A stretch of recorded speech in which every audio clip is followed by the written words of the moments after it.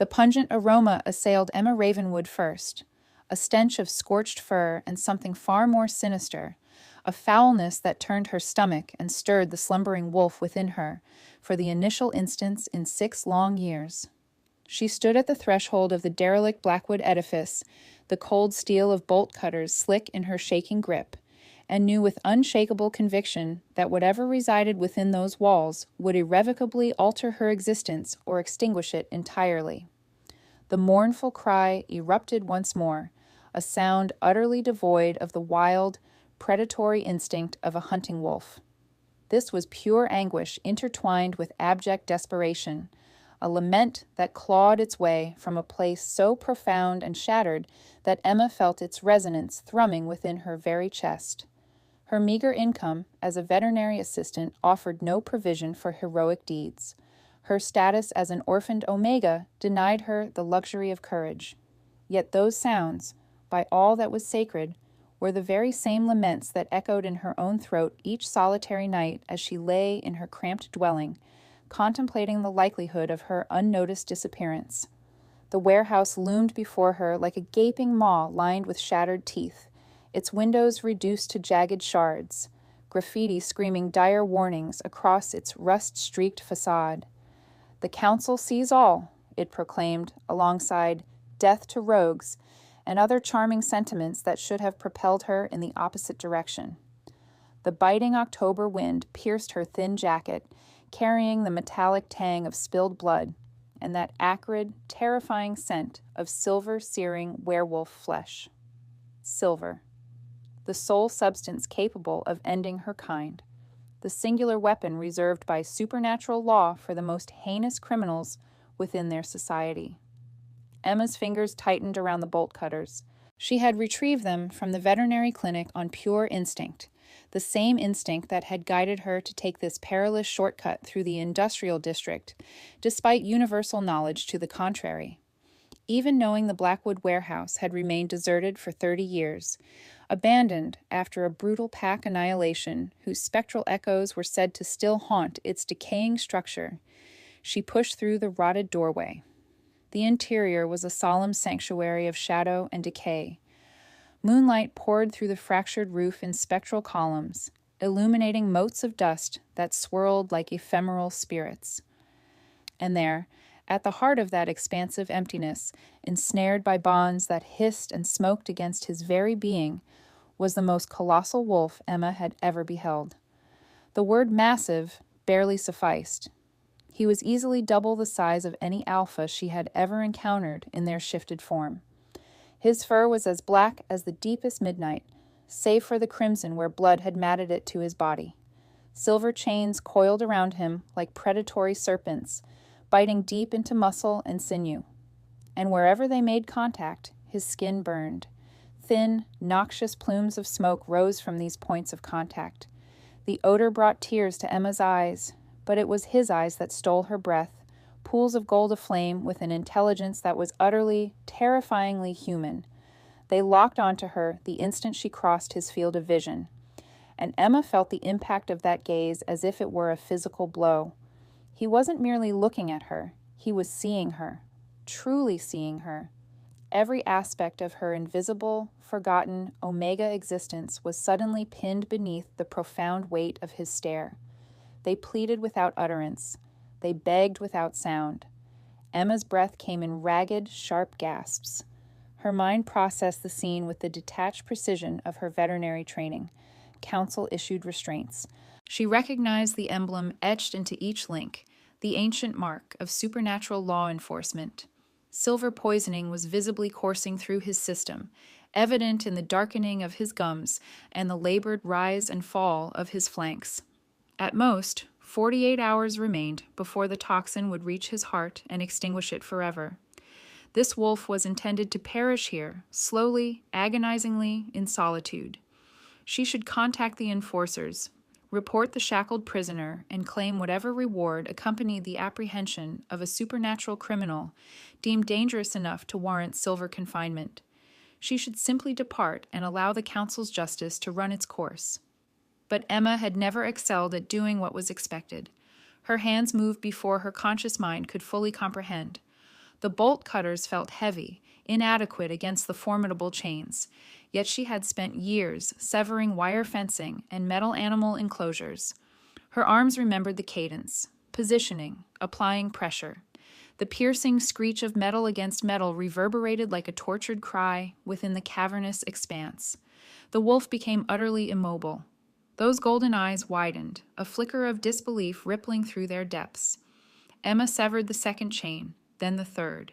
Her palms were now bleeding, the handles of the bolt cutters biting into her tender skin, but she could not halt, would not halt. The wolf's breathing grew more rapid, his immense head tracking her every movement as she circled his form, severing each binding. The final chain detached with a resounding crash that seemed to shake the very foundations of the warehouse. For a single, suspended moment, silence prevailed. Then a surge of power erupted outward like a concussive wave, striking Emma and hurling her backward. She impacted the concrete with such force that her breath was expelled in a violent gasp, stars exploding behind her eyes. When her vision cleared, when she could draw breath once more, the wolf was collapsing, his legs buckling beneath him as the torment of 3 months' silver agony finally released its hold. Emma scrambled forward on her hands and knees, her veterinary kit bumping against her hip. Her training superseded her terror. She possessed a salve in her bag intended for animal burns, but it was all she had. Her hands moved with ingrained familiarity, uncapping the jar, scooping the cream, and applying it to the most severe silver burns. The wolf's fur was like silk beneath her fingertips, warm and vibrantly alive and impossibly soft, considering the ordeal he had endured. She worked in silence, murmuring the same gentle reassurances she would offer any injured creature. "You are safe now. You will be all right. Escape before they locate you, before they return." The wolf did not flee. Instead, he embarked upon a transformation that defied every natural law Emma understood. Bones cracked like the sharp reports of firearms in the stillness, violent, piercing sounds that made Emma's stomach churn. The wolf's form writhed, fur receding into skin, his colossal frame condensing and reforming. She retreated, her hands slipping in her own blood, utterly transfixed by the metamorphosis unfolding before her. It was breathtaking. It was horrifying. It was the most profoundly intimate spectacle she had ever witnessed. Where the wolf had been, a man now lay sprawled across the grimy concrete. 6.5 feet of pure masculine power, even in his weakened and scarred state. Muscle sculpted his frame, as if a master artist had meticulously shaped each contour, each line. Scars crisscrossed his chest and back. Old wounds, new wounds, a lifetime of conflict etched upon his skin. But it was the brand that arrested Emma's breath. On his chest, directly over his heart, seared into the flesh with silver, was a crown entwined with thorns. She recognized that mark. Every supernatural being in North America knew that emblem, the Alpha King's bloodline sigil. His golden eyes opened, finding hers across the 3 feet separating them. The very same eyes, the identical burning, intelligent, devastating gaze that had implored her from the wolf's face. "You," Emma's voice emerged barely above a whisper. "You are the Alpha King, Dominic Ashford." The man who had vanished 3 months prior, the sovereign of the largest pack territory in the Northern Hemisphere. The wolf the council had declared rogue, accused of murdering innocents, and sentenced to death in absentia for crimes too unspeakable to articulate, and she had just set him free. Welcome to Selena's Romance Collections, where the clandestine supernatural secrets they strove to bury claw their way back to the surface. Where overlooked omegas ascend to queenship, where mate bonds prophesied centuries ago finally ignite within abandoned warehouses at the stroke of midnight. My name is Selene, and for the past decade, I have dedicated myself to investigating the hidden realm of werewolf society. The intricate pack politics they prefer, you remain ignorant of. The ancient bloodlines they have actively suppressed. The mate bonds they have systematically forbidden. The prophecies they have attempted to obliterate before their fulfillment. Tonight's narrative centers on a 22-year-old veterinary assistant named Emma Ravenwood, who made a decision that would reverberate through the very foundations of every pack across North America. She liberated a prisoner the council desperately wanted eliminated, awakening a destiny inscribed in the stars long before the first wolf walked this earth. What you are about to experience involves ancient prophecies, prescribed bloodlines, corrupt governing bodies, and a mate bond so potent it possesses the capacity to either salvage their entire species or utterly annihilate it. This is the chronicle of an invisible Omega who became seen, of a formidable Alpha King who discovered that true strength lies not in solitude, but in the valor to embrace what he believed lost forever. By the conclusion of this hour, you will comprehend why the Council harbored a greater dread of one Omega than of the most powerful Alpha King in supernatural history. You will ascertain precisely what transpired within that warehouse on the night Emma Ravenwood shattered silver chains that were never intended to be broken. And you will uncover what occurs when destiny and individual choice converge in a singular, perfect moment of profound transformation. This is a fictional supernatural reenactment, meticulously crafted from authentic werewolf mythology, established pack traditions, and the ancient edicts that govern their society. Certain names have been altered. Specific pack territories have been intentionally obscured. However, the narrative itself is as tangible as the mate bonds that inextricably link souls across innumerable lifetimes, as palpable as the prophecies that lie dormant in the shadows, awaiting the opportune moment to awaken, as real as the stark choice between survival and salvation. All supernatural elements you will encounter tonight are drawn from verifiable werewolf folklore, lunar rituals, and the hierarchical structures that have dictated pack governance for millennia. The mechanics of mate bonds, the lineage of oracles, the authority of the council, the silver chains. Every detail is firmly rooted in the traditions and truths of a world that exists just beyond the veil of human perception. Back within that warehouse, Dominic Ashford pushed himself to a sitting position, his arms trembling. His body was in ruins. 3 months of relentless silver torture had ravaged his musculature and overwhelmed his supernatural healing, leaving him sustained by sheer, unyielding willpower. Yet he was alive. Against all rational odds, against the council's most concerted efforts, he still drew breath.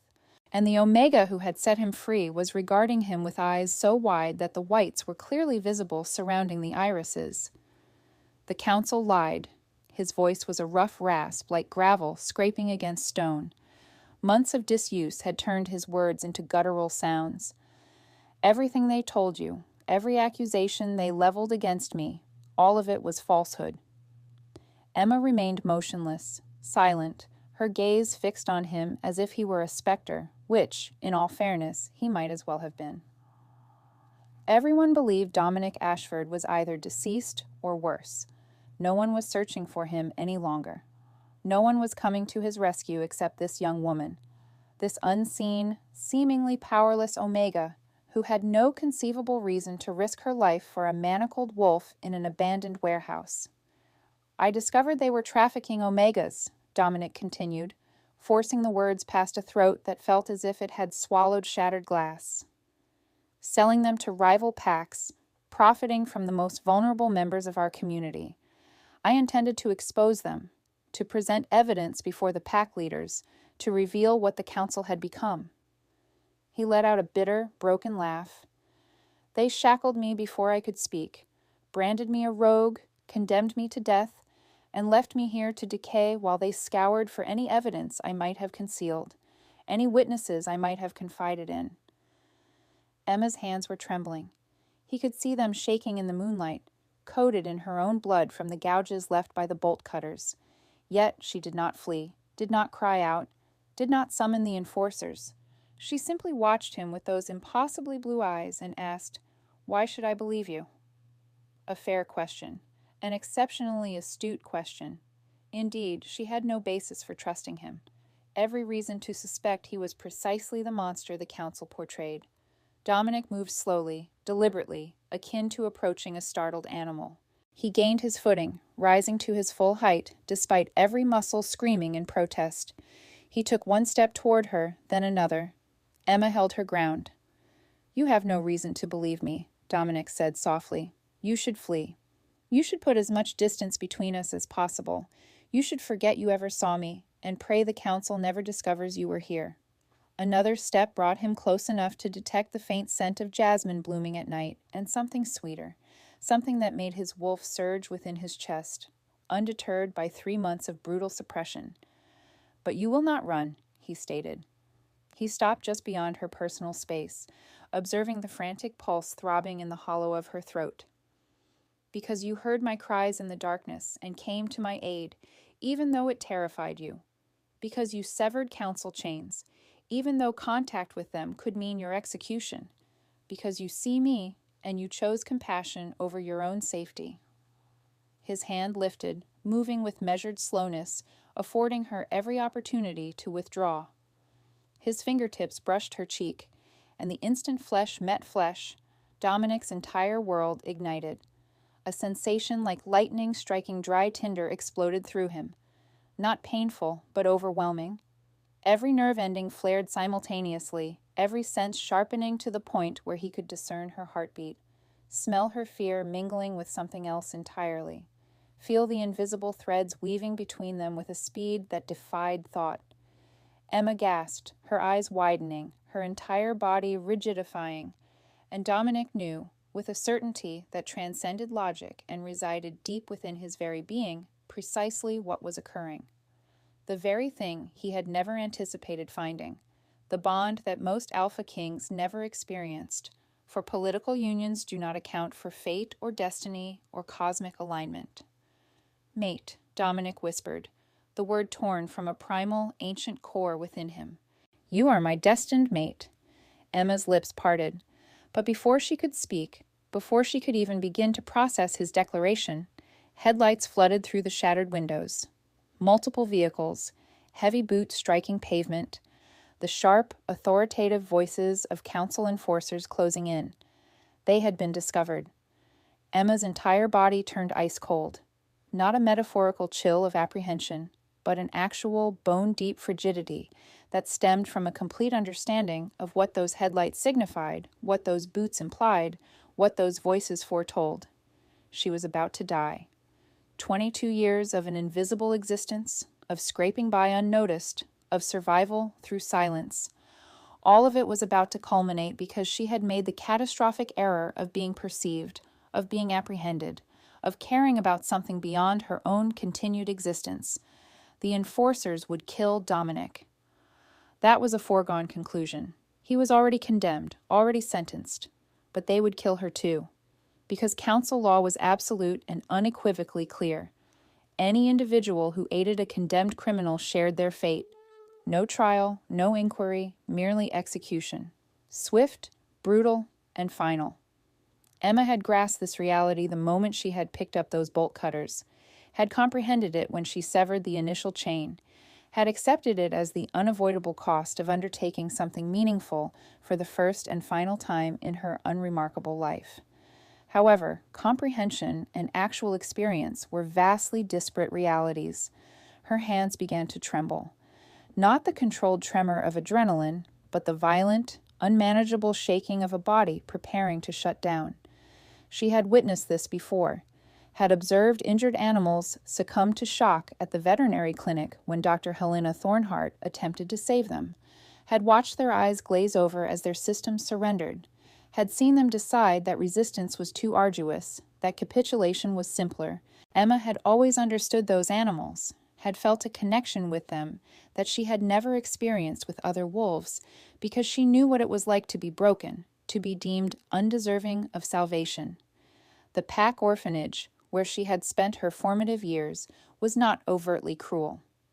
They provided her with sustenance, clothing, and shelter until she reached the age of 18, at which point they were legally permitted to cast her out. But they had ensured she understood from the very moment her parents' bodies were cremated in the customary funeral pyre that she was a burden, an obligation, a drain on pack resources that could have been more effectively allocated to wolves with tangible futures.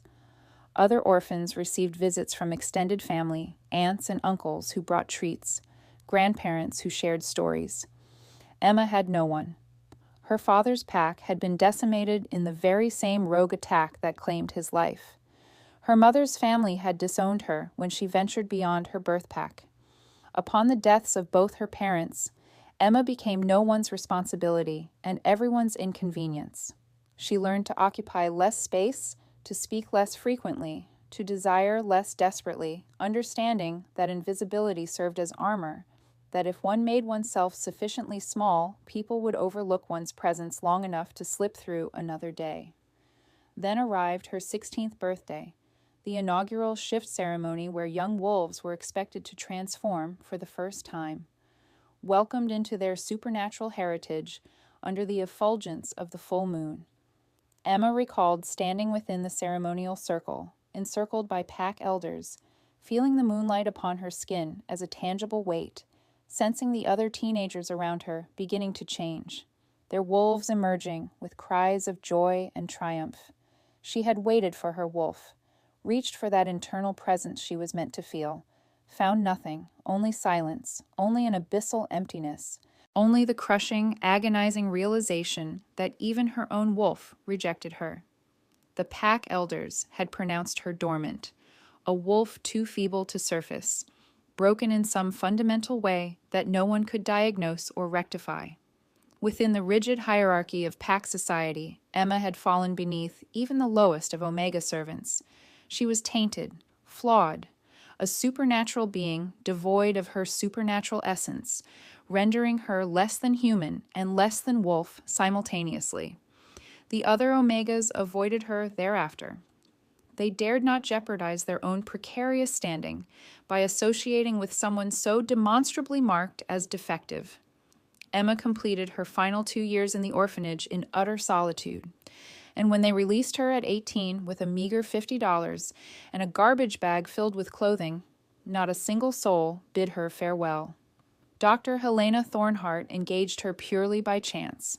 The elderly wolf required assistance with kennel duties, and Emma was desperate enough to accept employment at minimum wage. However, Helena perceived something within her, perhaps recognizing a kindred spirit of ostracization, given that Helena herself was a widow and childless, qualities that rendered her suspect in the eyes of the pack. They forged an unconventional alliance, two damaged entities supporting each other. Emma acquired veterinary skills through passive observation and sheer necessity. She learned to handle injured animals without flinching.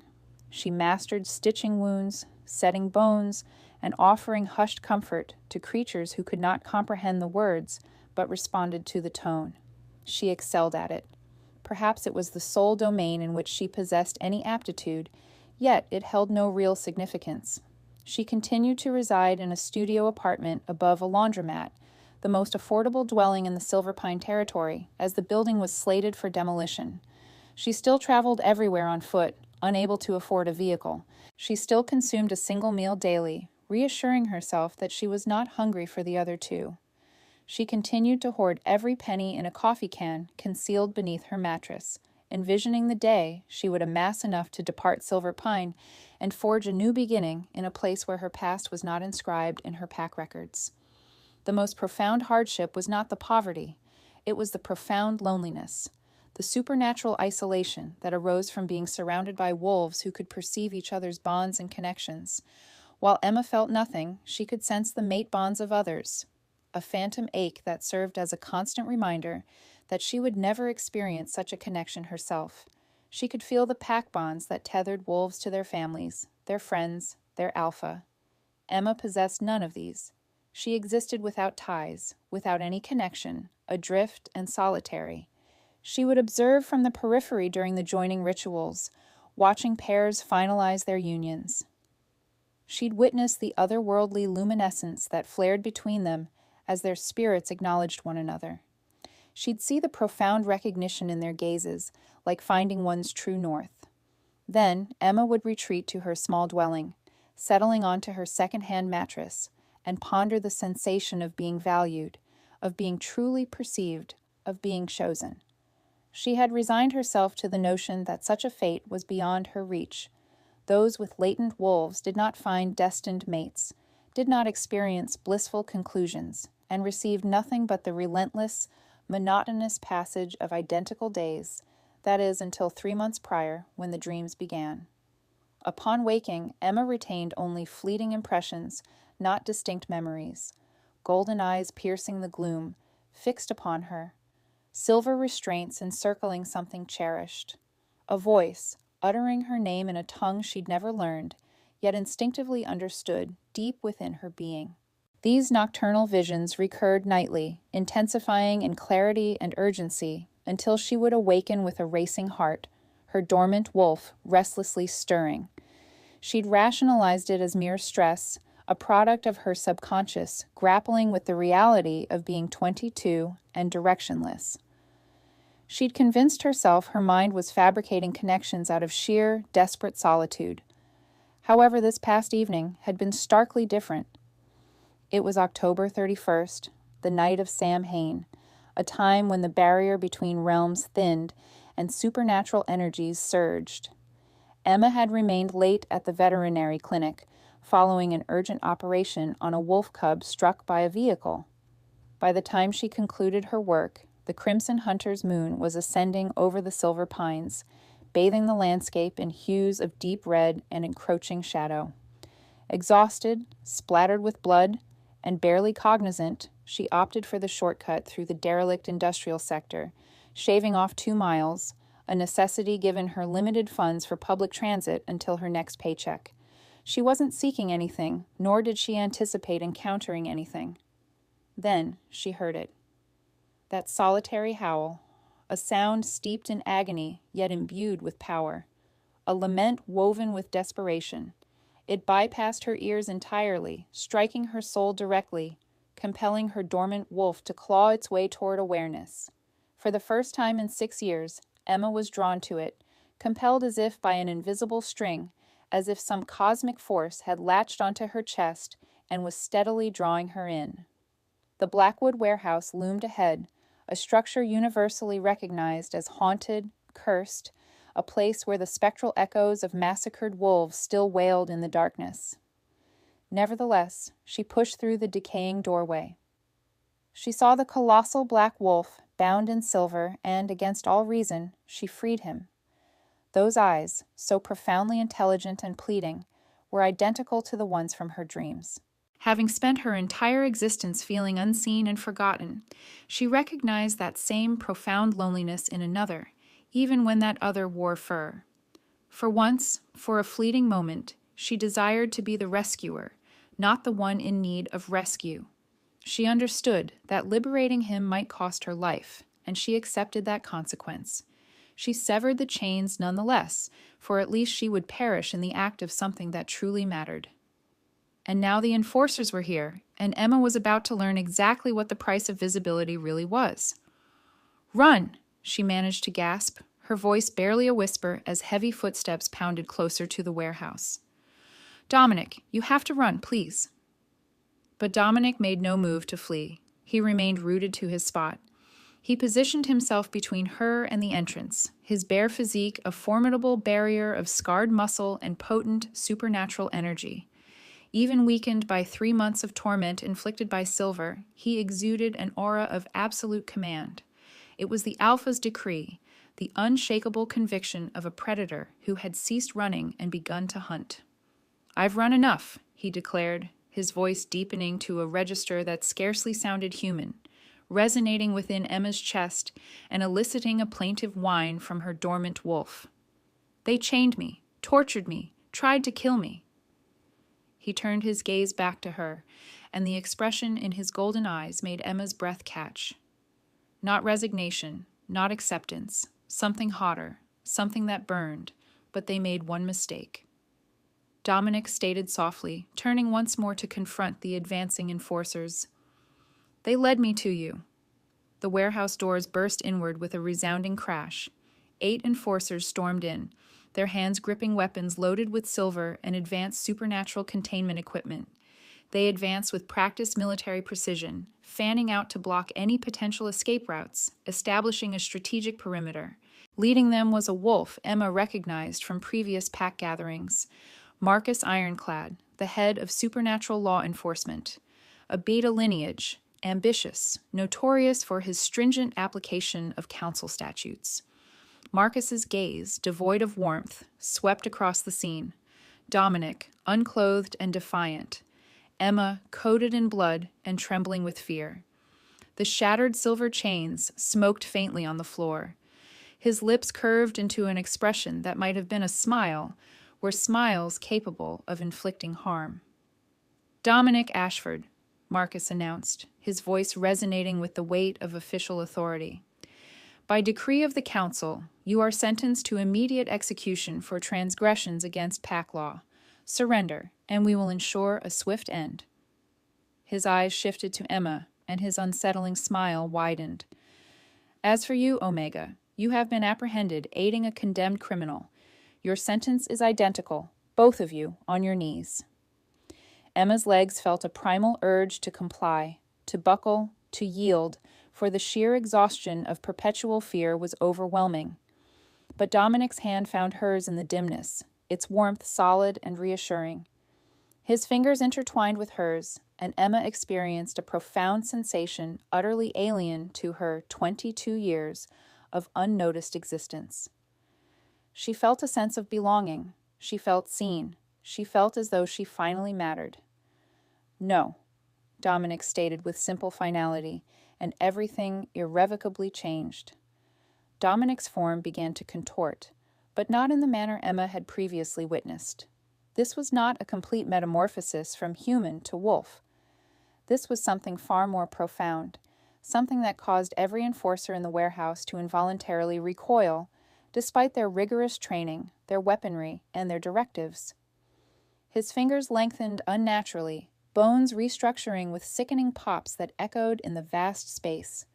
Claws, black as obsidian and as sharp as surgical steel, erupted from his fingertips. His canines elongated beyond human proportions, transforming into fangs designed to rend flesh and shatter bone. His eyes ignited with a molten gold luminescence, so brilliant they cast tangible light upon his scarred features. Yet he remained bipedal, largely retaining his human form. This hybrid state, part man, part wolf, entirely predator, was something Emma had only encountered in hushed, cautionary tales. It was the battle form, the lethal manifestation, reserved for those of alpha lineage and invoked only during moments of extreme peril or unbridled rage. The potent aura emanating from Dominic struck the warehouse like a physical force. It was pure alpha dominance, concentrated and weaponized.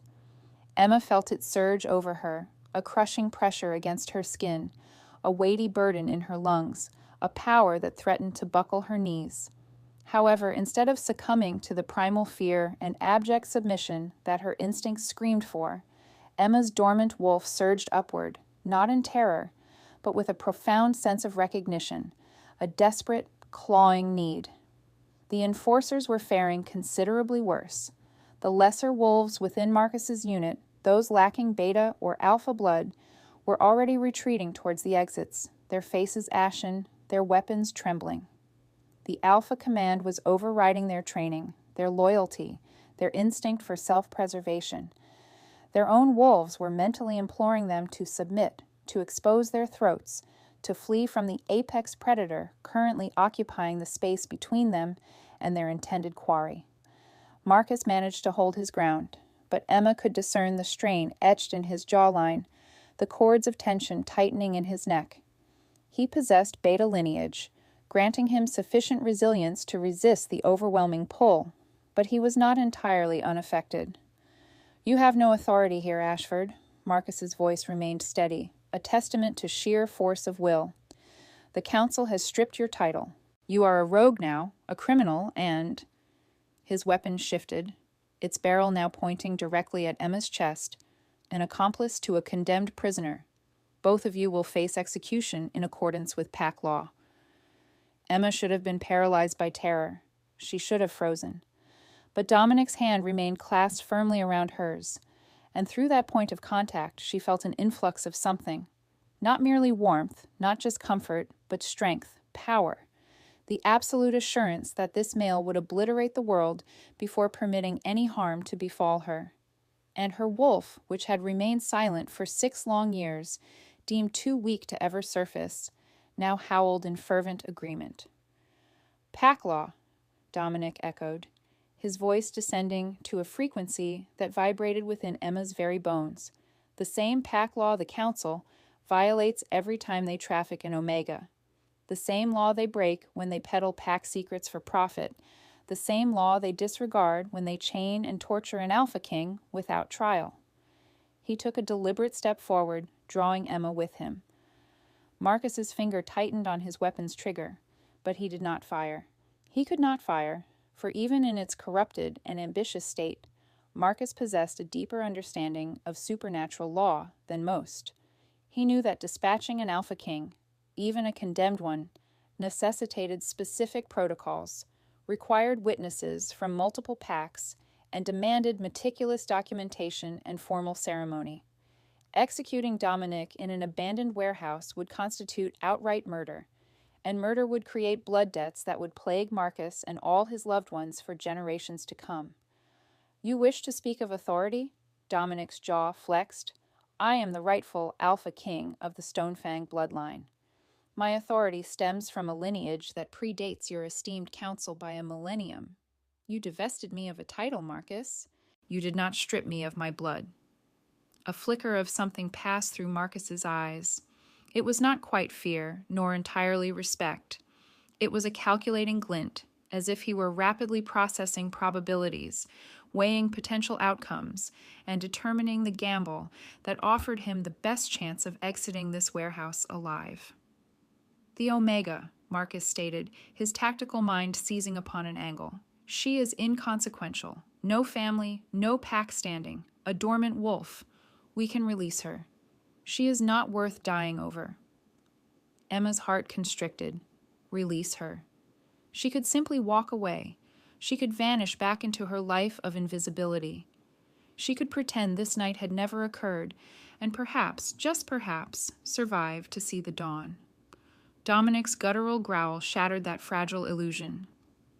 "This Omega," he declared, each word etched with the coldness of ice and the fire of fury, "is under my protection. You desire her, you will have to go through me." His hand released Emma's, only to immediately encircle her waist, pulling her flush against his body. She felt the entirety of him, the scarred musculature, the palpable, supernatural heat, the coiled violence poised to erupt. His other hand gently cradled the back of her head, tilting her face upward, forcing her to meet his blazing, golden eyes. "They are going to kill us," Emma whispered, her words barely audible. "Dominic, you can't. I've already been killed." Dominic silenced her. Condemned, sentenced, executed in every conceivable way except the final act. I have nothing left to lose. My thumb traced the elegant curve of her jaw, the touch impossibly tender for a creature currently adorned with formidable claws. "But you, Emma Ravenwood, you have everything to lose. Your life, your future, your opportunity to escape this God-forsaken territory and forge something better." Emma's breath hitched. He knew her full name. He knew who she was, despite her persistent invisibility. Despite enduring 3 months of confinement, he had somehow learned of the insignificant Omega who toiled at a veterinary clinic. "If you are my fated mate," Dominic continued, his voice deepening to a raw, unvarnished honesty, "then you deserve my protection, my mark, and everything I can possibly offer before they cut me down." He adjusted his grip, tilting her head to the side, exposing the vulnerable curve of her throat. This gesture, by all rights, should have been menacing, eliciting every instinct of a prey animal within Emma's being. Instead, her dormant wolf let out a keen of desperate longing. "Am I a rogue?" Dominic inquired, but his question was not directed at Emma. It was aimed at Marcus, at the enforcers, at the council that had condemned him. "Then, as a rogue, I claim what is mine." Emma had a single, fleeting second to make a decision, a mere heartbeat to determine if she truly desired this, desired him, desired whatever claiming signified within the supernatural realm from which she had been perpetually excluded. She could withdraw, she could refuse, she could allow him to perish alone while she fought for her own survival. Or she could tilt her head further, offer her throat, choose visibility over invisibility, connection over profound isolation, this singular moment over every preceding empty moment. Emma made her choice. She bared her throat completely, elongating the pale column of her neck, and whispered, "Then claim me." Dominic's eyes flashed with an incandescent, nuclear intensity, and then his fangs pierced her flesh. The sensation washed over Emma in successive waves, each more overwhelming than the last. First, the sharp pressure as the points penetrated her skin, finding the tender spot where her pulse throbbed violently. Then, the pain, acute and shocking, yet strangely distant, as if it were happening to someone else's body. And then, everything else. A searing heat exploded through Emma's veins, as if her blood had been replaced with molten metal, not burning, but transcendent. Every nerve ending in her body ignited simultaneously, sending signals of pleasure so potent they verged on unbearable. She cried out, the sound echoing through the vast expanse of the warehouse. But it was not fear or pain that colored her vocalization. It was pure ecstasy. Power flooded into her from the very point where Dominic's fangs were embedded in her skin. It wasn't his power, it was hers. Power that had lain dormant within her for 22 years, patiently awaiting this precise moment, this touch, this profound connection. Her dormant wolf did not merely stir, it erupted. Emma felt it surge like a tidal wave from the deepest recesses of her soul, crashing into her consciousness with enough force to make her knees buckle. But Dominic was there, his arms supporting her as the transformation ripped through her, her very eyes. She could feel her eyes changing, the color shifting from a plain blue to something entirely new. When she blinked, the world resolved into sharp, almost brutal focus. She could discern every minute detail of the warehouse. Suddenly, every crack in the concrete floor, every motes of dust dancing in the air, every bead of sweat glistening on the enforcers' faces. Her sense of smell exploded into hyperacuity. The world transformed into an intricate tapestry of scents. Marcus's fear-tinged aggression, the other enforcers' palpable confusion and uncertainty, the lingering metallic tang of ancient blood, the acrid bite of residual silver, and Dominic. Oh God, Dominic. The scent of pine forests after a winter storm, the evocative aroma of smoke from long extinguished fires, something primal and wild that caused her wolf to howl in immediate recognition. Her skin tingled as her own scent underwent a metamorphosis. The transformation was so profound she could detect it on herself. The bland, almost human-like scent she had carried her entire life had vanished. In its place was the intoxicating fragrance of night-blooming jasmine, an ethereal moonlight, supernatural, potent, and undeniably wolf. But it was the bond, the mate bond, that utterly shattered Emma. She felt Dominic. Not merely physically, though his body was pressed against hers.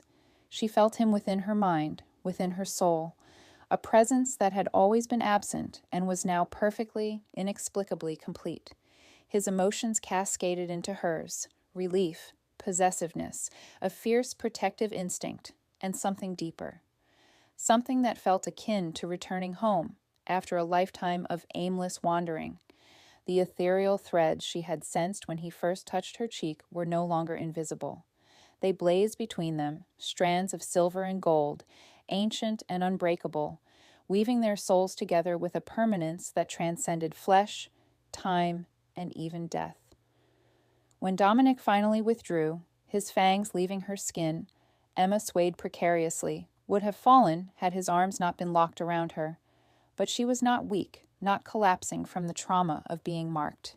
She was overwhelmed by an extraordinary power. Her entire being hummed with it. Strength coursed through muscles that had never known such potency. Supernatural vitality replaced the constant, grinding exhaustion of merely surviving. She felt capable of running for miles, fighting for hours, tearing through steel with her bare hands. This, she realized, was the true experience of being a wolf. Dominic's hand cupped her face, turning her to gaze upon him.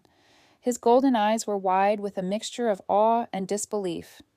"Emma," he breathed, "your eyes." She had no need for a mirror. She could feel the alteration, the silver bleeding into her irises, the characteristic hue of an omega, but amplified, magnified by the potent alpha-mate bond into something that captured the moonlight and reflected it back with astonishing brilliance. "The mark," Marcus whispered, and Emma had completely forgotten the presence of the enforcers. "Look at the mark." Dominic's hand shifted to her neck, his fingers tracing the site of his bite. Emma felt a gentle warmth emanating from the area, not a painful heat, but a soft glow that pulsed in rhythm with her own heartbeat. The enforcers were now backing away, their weapons lowering despite their ingrained training. Emma couldn't comprehend their hesitation until one of them stammered, "It's a king's mark. She bears the king's mark." Dominic turned, keeping Emma protectively close against his side, and she could now see what they were witnessing. She caught her reflection in a shattered window pane across the vast warehouse. The bite mark on her neck was not merely a healing scar. It glowed with an ethereal silver light, intricate patterns forming on her skin like supernatural tattoos, a crescent moon entwined with thorns. The design was so exquisitely detailed and beautiful, it appeared to have been meticulously painted by an artist, rather than created by the piercing of fangs into flesh. "The king's mark," another enforcer breathed, "the mate bond of an alpha king, permanent, unbreakable, recognized by every supernatural being across North America as sacred. She's marked. By pack law, she's untouchable." Marcus appeared as if he had swallowed jagged glass. His face had turned a deathly pale hue, and the weapon in his grip trembled uncontrollably. "The prophecy," he uttered, the word barely a whisper. "The seer's prophecy." Dominic's entire body stiffened. What prophecy? Marcus's sharp tactical mind was clearly working at overdrive, desperately seeking an advantage, attempting to salvage this catastrophic situation. His eyes darted between Dominic and Emma, then between the glowing mate mark and the enforcers who were rapidly losing their nerve. "The council's seer," Marcus finally divulged, his words laced with palpable reluctance. "She foretold that a dormant omega would awaken the true Alpha King, that together they would dismantle the council's—" He stopped himself, but the damage was already inflicted. "Corruption," Dominic finished, his voice a chillingly soft, deadly pronouncement. "That together we will destroy the council's corruption. That's why they chained me. They were searching for her, weren't they? Searching for Emma to eliminate her before she freed you," Marcus confirmed, resignation now evident in his tone. "Before the prophecy could be enacted, before the dormant Omega's wolf could awaken." His gaze fixed on Emma with an expression that could have been interpreted as either profound respect or profound fear. "They never suspected you. You were too invisible, too powerless, too far beneath their notice." Emma's wolf let out a low snarl deep within her chest. Too invisible, too powerless. The narrative of her entire life, thrown back in her face for yet another time. Except she was no longer powerless. She could feel the surge of strength coursing through her body, the supernatural abilities flooding her senses. She could feel Dominic's presence anchored securely within her soul through the unbreakable mate bond. She could feel her wolf, no longer dormant, no longer silent, burning with fierce intensity within her. "I was never powerless," Emma heard herself say, her voice resonating with a strength she had never previously possessed. "I was waiting for him." The words reverberated through the warehouse like a bold declaration, a defiant challenge, an undeniable truth. Stop right there. Just pause and absorb that for a moment. Did you grasp the magnitude of what just transpired? Emma Ravenwood, invisible, utterly powerless, dormant for 22 long years, has just proclaimed herself as waiting, not broken, not weak, but waiting for him. That is the pivotal moment when everything shifts. That is the instant when prophecy ceases to be an abstract concept of fate and transforms into a tangible, living, breathing choice. When a mate bond transcends mere supernatural biology to become two souls, recognizing each other across the vast expanse of lifetimes. If your pulse is thrumming right now, if you felt that fated connection click into place just as I did, then hit that like button, because this is precisely what Celine's Romance Collections delivers every single week. We present tales of paired souls, once lost, who defy governing bodies, predetermined fates, and every single rule designed to keep them eternally separated.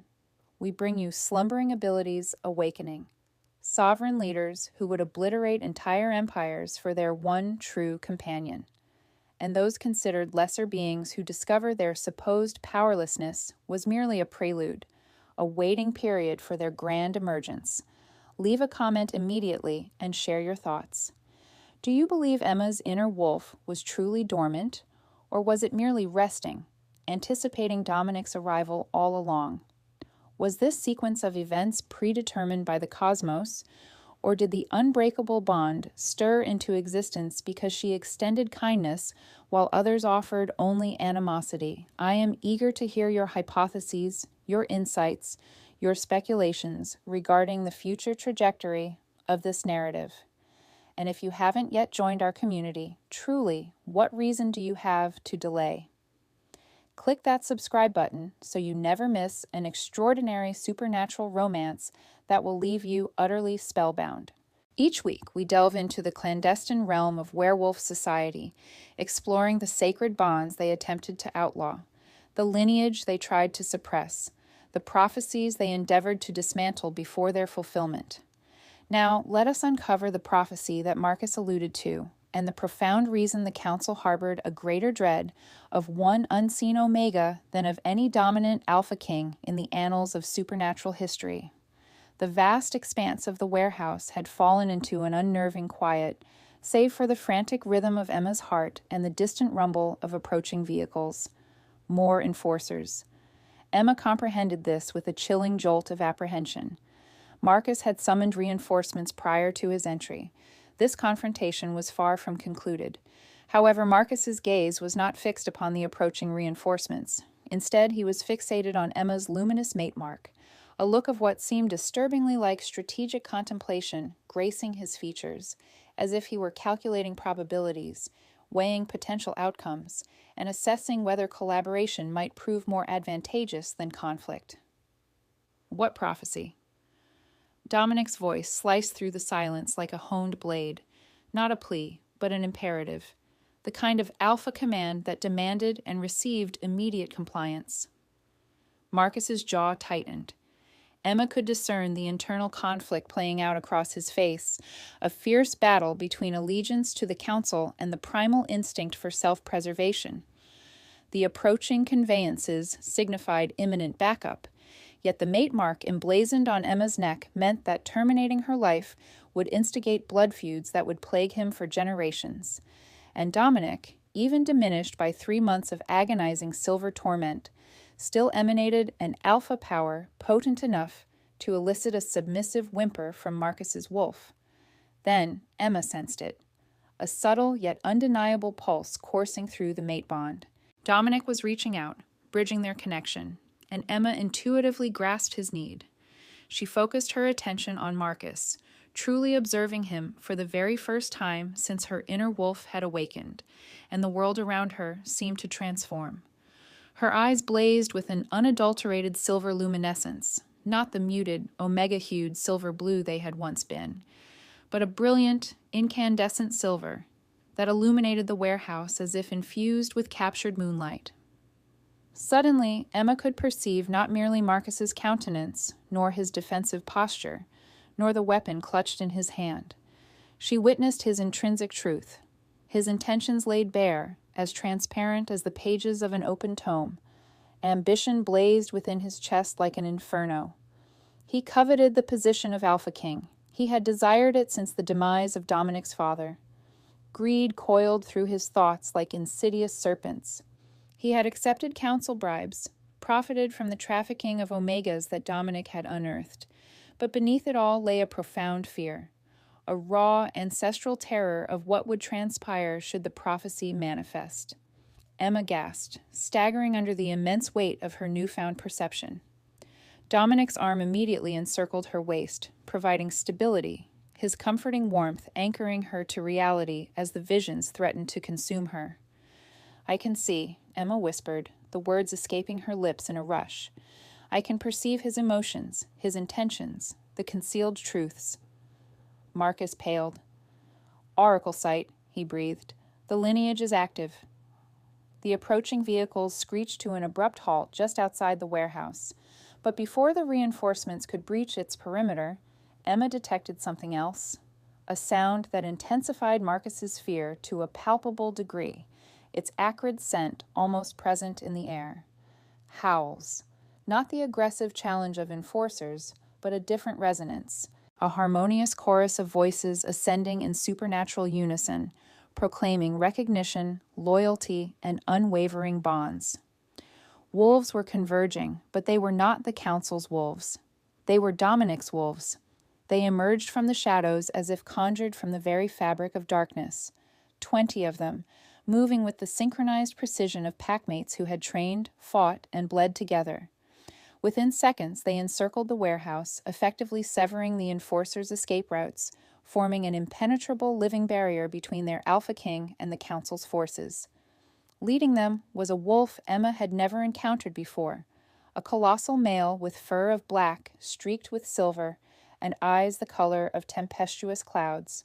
He shifted mid-stride, his bones reforming with effortless expertise until a man stood where the wolf had been. 6 feet of lethal elegance and contained power. He wore authority as if it were an innate part of his being. "Cale Stormborn," Dominic stated, and Emma detected a profound emotion in his voice, relief, elation, the sound of a wolf who believed himself solitary, discovering he still possessed a pack. "You felt it. The entire territory felt it. Alpha." Cale's voice was a rough velvet, the kind that commanded attention without needing to raise its volume. His storm-gray eyes found Emma, and she witnessed a flicker of recognition cross them. Not surprise, but acceptance, as if he had anticipated her presence. A King's Mark activation sends reverberations through every pack bond within 100 miles. "We have been searching for you for 3 months. The instant your mate bond ignited, we pinpointed your exact location." He moved to Dominic's side, and the other wolves shifted, forming a protective semicircle around their Alpha King and his newly marked mate. Emma recognized the formation from pack gathering she had observed from the periphery, a defensive stance meticulously designed to safeguard the pack's most vital members. Marcus began retreating towards the exit, his tactical mind clearly acknowledging a losing engagement. 8 enforcers against 20 battle-hardened wolves who had just discovered their supposedly deceased Alpha King was alive. The arithmetic was decidedly not in his favor. "The Council will not permit this to stand," Marcus declared, his words imbued with an absolute certainty. "They will come for her, Dominic. For both of you? Do you truly believe a single mate bond can withstand the entirety of the supernatural government?" Dominic's lips curved into an expression that might have been mistaken for a smile, were smiles capable of promising imminent violence. "Let them come."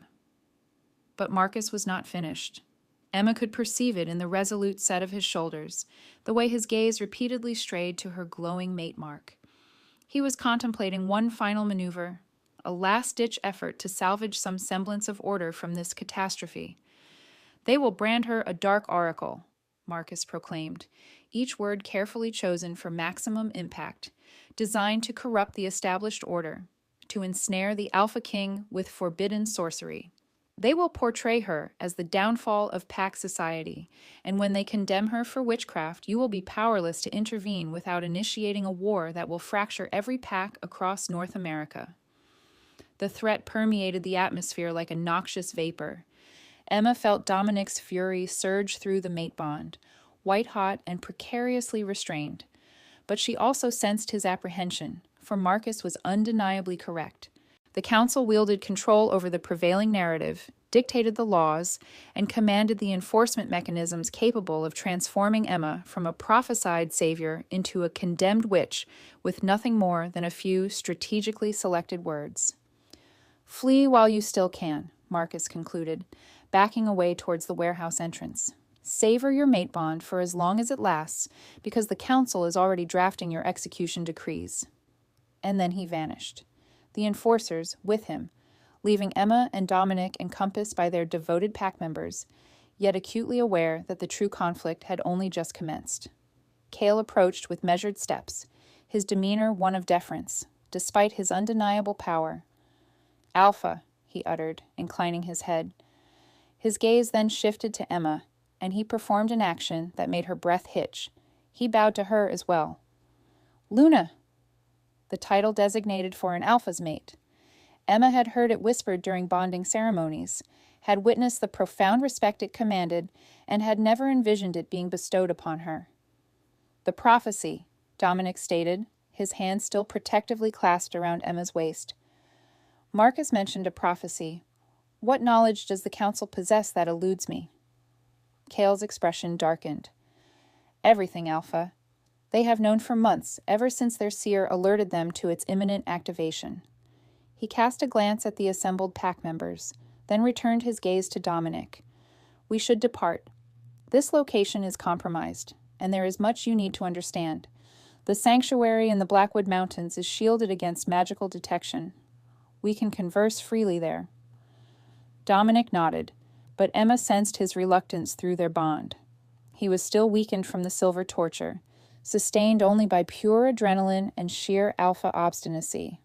The partial shift had exacted a toll, and now that the immediate danger had receded, exhaustion was beginning to set in. "Can you shift?" Cale inquired softly, his understanding of his alpha as effortless as breathing, as if he had known him for decades. "I can manage it," Dominic growled, his pride bristling at the implied suggestion of frailty. But Emma surprised herself by interjecting, "Let me assist." She turned to Dominic, her oracle sight still actively engaged, and she could perceive the residual silver poisoning coiled within his system like parasitic invaders. "I can see the damage, the corruption within your blood. If we are bonded, perhaps I can—" She offered no concrete explanation. She did not fully comprehend the mechanics of mate bonds or the intricacies of oracle abilities. Yet instinct screamed at her to touch him, to channel whatever supernatural energy was surging through her newly awakened wolf to heal her mate, for the mere thought of him suffering was suddenly unbearable. Emma placed her hands upon Dominic's chest, directly over the emblem of crowns and thorns, and allowed her power to flow. A cascade of silver light erupted from her palms, pouring into Dominic as if it were liquid moonlight. She felt the mate bond unfurl expansively between them, no longer confined to emotions but encompassing energy, life force, and supernatural vitality flowing from her to him. The silver poisoning within his blood recoiled from her oracle power, akin to darkness fleeing the dawn. Dominic gasped, his body arching, his golden eyes blazing as healing energy surged through him. Emma could feel the transformation occurring, cells regenerating, wounds mending, the corruption being eradicated by an ancient magic that recognized him as hers and would accept nothing less than his complete restoration. When she withdrew her hands, Dominic was breathing more easily. The pallor had receded from his skin, replaced by a healthy hue. The tremor that had afflicted his hands had stabilized. He was not fully recuperated. 3 months of torture could not be erased in mere moments, but he was undeniably improved, demonstrably stronger. "What did you just do?" Cale breathed, gazing at Emma as if she had performed a divine intervention. "I don't know," Emma admitted, examining her hands as if they belonged to someone else. "I just knew he was in pain, and I couldn't—" Her voice faltered. "I couldn't bear it." Dominic cupped her face in his hands, his golden eyes searching hers intently. "You are an oracle," he stated softly. "Moon oracle lineage. That is why your wolf was dormant. That is why the council feared you." "I don't understand," Emma whispered. "You will," Cale assured her. "But first, we must move." They departed the warehouse as a united pack. 20 wolves and one newly awakened oracle, who had spent 22 years in anonymity and was now the most significant individual in supernatural society. Emma rode upon Dominic's back in his wolf form, her fingers entwined in his midnight fur, and felt the pack running around them like a living, protective shield. The night wind swept through her hair, carrying scents she could finally discern: pine forests, mountain streams, and the unique signature of each pack member. Through the mate bond, she felt Dominic's wolf exulting with joy beneath her, felt his profound relief at finally being reunited with his own kind, and for the very first time in her hitherto invisible existence, Emma Ravenwood felt a sense of belonging. The Blackwood Mountains loomed like jagged fangs against the nocturnal sky, their peaks adorned with snow that shimmered silver in the moonlight. The pack's sanctuary was ingeniously integrated into the mountain itself. Not a rudimentary cavern, but an actual complex carved from living stone and fortified with enchantments so ancient that Emma could feel them tingling against her newly awakened supernatural senses. They had traveled for 2 continuous hours, covering terrain that would have taken humans days to traverse. Emma had clung tightly to Dominic's wolf form, feeling his powerful muscles contract and release beneath her, sensing the pack moving in unison around them like a singular entity. Every wolf knew their assigned position, their designated role, their ultimate purpose. It was a spectacle of such breathtaking beauty that it brought an ache to Emma's chest. This was what had been absent from her entire existence. Not merely a wolf, not just power, but connection, community, a family. When they finally ceased their relentless pursuit, when Dominic shifted back into human form and caught her as she slid from his back, Emma's legs buckled. The adrenaline that had sustained her drained away all at once, leaving her trembling and utterly depleted, suddenly acutely aware of just how close she had come to perishing that very night. "I have you," Dominic murmured, lifting her into his arms as if she possessed no weight. "You are safe now, Emma, I promise." The interior of the sanctuary defied Emma's expectations. She had envisioned something primitive, austere. Instead, she discovered warmth, genuine warmth emanating from fires blazing in stone hearths, thick rugs carpeting polished floors, furnishings that appeared handcrafted yet incredibly comfortable. Tapestries depicting wolves in full flight beneath luminous full moons adorned the walls. This was not merely a refuge, it was a home. Dominic carried her through corridors illuminated by what appeared to be captured moonlight, a form of supernatural luminescence that did not flicker like conventional torches. Pack members offered respectful nods as they passed, their gazes tracking Emma with a mixture of curiosity and acceptance. She bore the mark. She was their Luna. She belonged to them now. He led her to a chamber situated at the very heart of the compound, a space both private and secure. A colossal bed occupied one wall, piled high with furs that possessed an almost unbelievable softness. A fireplace crackled cheerfully, casting dancing shadows across the stone walls. And there, on the far wall, hung a mirror. Emma caught a glimpse of her reflection and froze. That was not her. It could not be her. The woman staring back appeared as if someone had taken the invisible, easily overlooked Emma Ravenwood and transformed her into something entirely novel. Her eyes represented the most striking alteration. No longer the mundane blue, they were now intricately veined with silver moonlight, radiating from her pupils like fractured starlight. When she blinked, they caught the firelight and reflected it, glowing faintly within the dimly lit room. Her skin had undergone a transformation as well. The pale, undernourished aura she had carried throughout her life had vanished. Now her skin seemed to radiate an inner luminosity, as if she had consumed moonbeams, and they were now shining through her pores. She appeared healthy, vibrant, alive in a way she had never experienced before. The mate mark on her neck was strikingly visible. The intricate design of a crescent moon entwined with thorns continued to emit a subtle silver glow.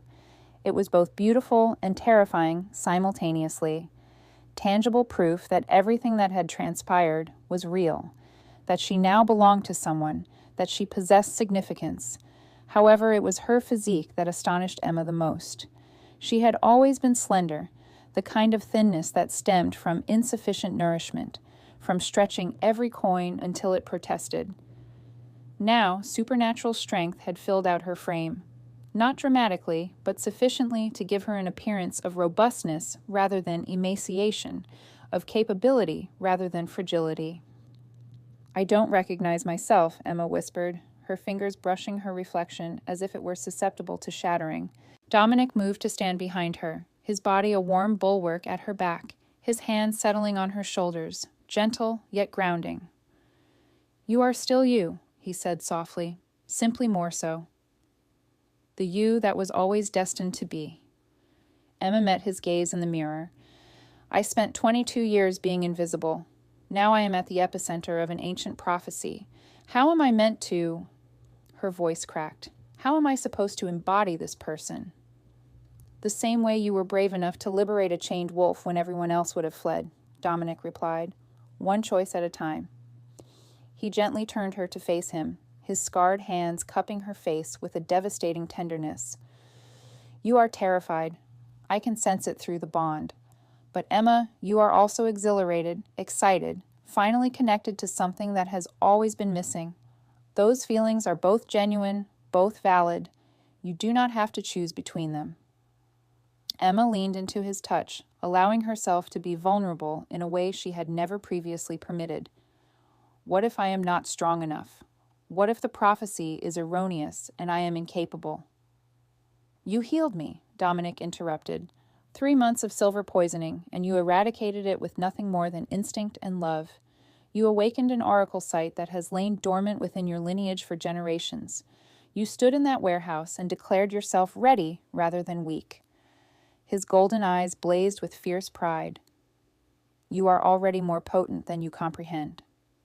A rap at the door punctuated the moment. Cale entered, his storm-gray eyes carefully averted from Emma's transformed appearance. "Freya is here, Alpha. She has requested an audience with your mate regarding her bloodline." Dominic's jaw tightened, clearly reluctant to relinquish Emma from his sight, but he nodded. "Send her in." The woman who entered appeared both ancient and ageless simultaneously. Her hair was pure silver, cascading in a thick braid down her back. Her face bore the lines of centuries of accumulated knowledge, but her eyes, a pale gold, almost white, were as sharp as fractured glass. She moved with the deliberate precision of someone who had lived long enough to fully comprehend the world's inherent dangers. "Freya Moonwhisper," she announced, bowing first to Dominic, then to Emma. "The last of the wolves who recall when moon oracles walked among us." Emma's breath caught. "You knew them?" "The oracles?" "I knew your grandmother," Freya corrected, settling into a chair by the fire without awaiting an invitation. Ancient wolves, Emma was discovering, did not stand on ceremony. Ara Nightshade. She was the eldest daughter of the last moon oracle before the bloodline supposedly faded into obscurity. The name held no significance for Emma. Her mother had never spoken of her own mother, had actively evaded any inquiries about Emma's maternal heritage. Emma had assumed it was sorrow. The loss of a parent was an agonizing experience. Now she understood it had been a deliberate act of secrecy, of protection. "My grandmother was an oracle."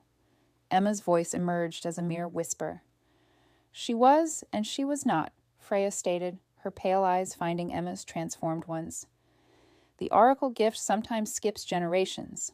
Ara carried the blood, but not the inherent power. However, she was aware of her heritage, aware that the council would relentlessly pursue her lineage should they discover it. Consequently, she fled, found a human man whose love compelled him to abandon pack territory entirely, bore a daughter, your mother, and concealed her true nature until her dying day." Emma sank onto the edge of the bed, her legs suddenly feeling unsteady. "My mother knew. She knew what I might become. She suspected." Freya confirmed. "When your wolf did not manifest at 16, I believe she harbored hope that the bloodline had diluted sufficiently to spare you, that you might live a life of dormancy, invisibility, safety." The ancient wolf's expression softened with a sentiment that might have been pity. She was unaware that the dormancy was, in fact, the oracle gift protecting itself, awaiting the precise catalyst. Contact with my mate, Emma articulated, the fragmented pieces of understanding clicking into place.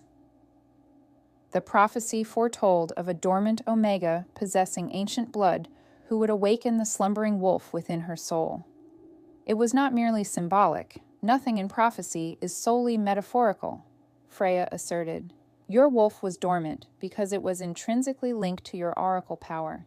The instant you made contact with your fated mate, the moment his supernatural essence intertwined with yours, both awakened in unison. Wolf and oracle were destined to be intertwined. Dominic standing rigidly beside Emma, his alpha mind racing to comprehend the ramifications. What capabilities does one possess with oracle blood? Freya rose and approached Emma, her ancient gaze fixed upon her. Oracle sight, the capacity to discern truth from falsehood, to perceive intentions behind actions. You've already demonstrated this ability once. You will learn to command it, to activate and deactivate it at will, rather than being overwhelmed each time you look at someone. She paused, her expression hardening. But that is merely the beginning. True moon oracles could perceive the interconnected threads of destiny binding all life.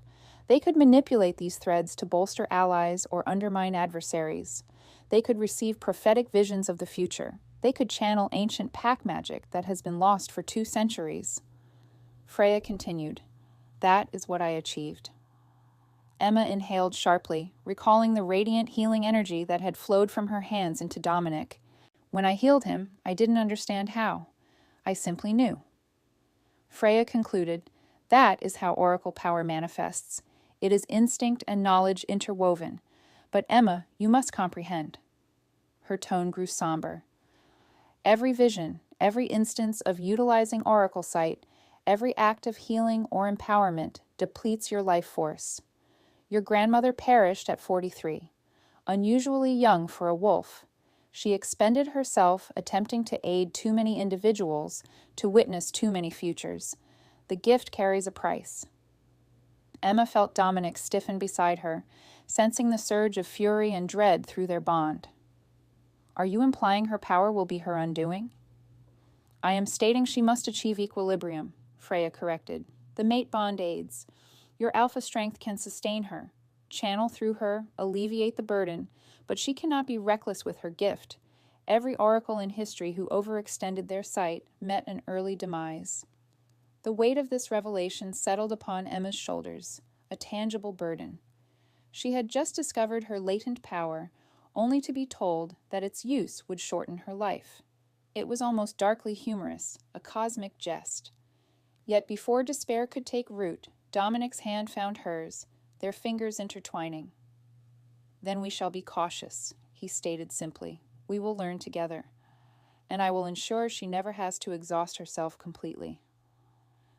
The unwavering certainty in his voice, the absolute conviction, caused Emma's chest to tighten with an emotion she hesitated to name. This man, this alpha king, who had endured 3 months of torture, who had faced a death sentence, who had lost everything, was gazing at her as if she were the sole precious entity in existence worthy of protection. I will instruct her, Freya pledged. Teach her control, but for tonight she requires rest. Both of you do. She moved toward the door, pausing on the threshold. The council will react to tonight's events. They will twist it, spin it into propaganda.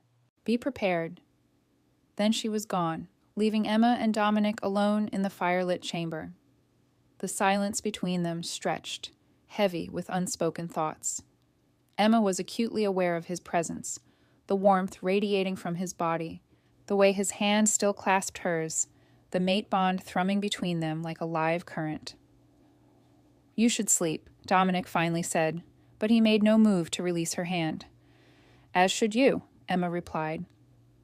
Neither of them stirred. The mate bond tugged at Emma, not with urgency, but with a gentle suggestion, a whisper that this man was hers, that they were meant to be closer, that the space separating them felt inherently wrong. However, Emma had spent her entire life being dictated what she should desire, what she ought to do, what she was expected to accept. For once, she yearned to make her own choice. Tell me about your parents, Emma said softly. Freya mentioned they also uncovered council corruption. Dominic's expression flickered, a flash of pain traversing their bond before he suppressed it. But Emma reached up, her fingers tracing his scarred jawline, and whispered, "Don't shield me. Please, I am your mate. Let me know you." Something within him fractured. His golden eyes closed. When he spoke, his voice was raw. "I was 19, just discovering my alpha potential. My father governed the Stone Fang Pack, a benevolent ruler, cherished by his people. My mother was his destined mate, beautiful and strong." He paused, and Emma waited, allowing him to find his words. They uncovered the council's embezzlement of pack funds, their clandestine dealings with rival territories. My father intended to present irrefutable evidence before the assembled alphas to expose their treachery. Dominic's hands clenched into fists. The council orchestrated his demise before he could speak. They fabricated a rogue wolf attack as the cause. My mother perished defending him. Emma's heart ached for the boy he had been, 19 and orphaned, thrust into power before he was ready, the sole keeper of the truth behind his parents' murder. "I inherited the Alpha King title," Dominic continued, "but I was young, untested. The council assumed I would be easily manipulated, too consumed by grief to question their authority, so I allowed them that illusion. I spent a decade playing the compliant puppet king while I meticulously gathered evidence, documented every infraction, constructed an unassailable case. Then they discovered my intentions," Emma finished for him. "Then they discovered," Dominic confirmed.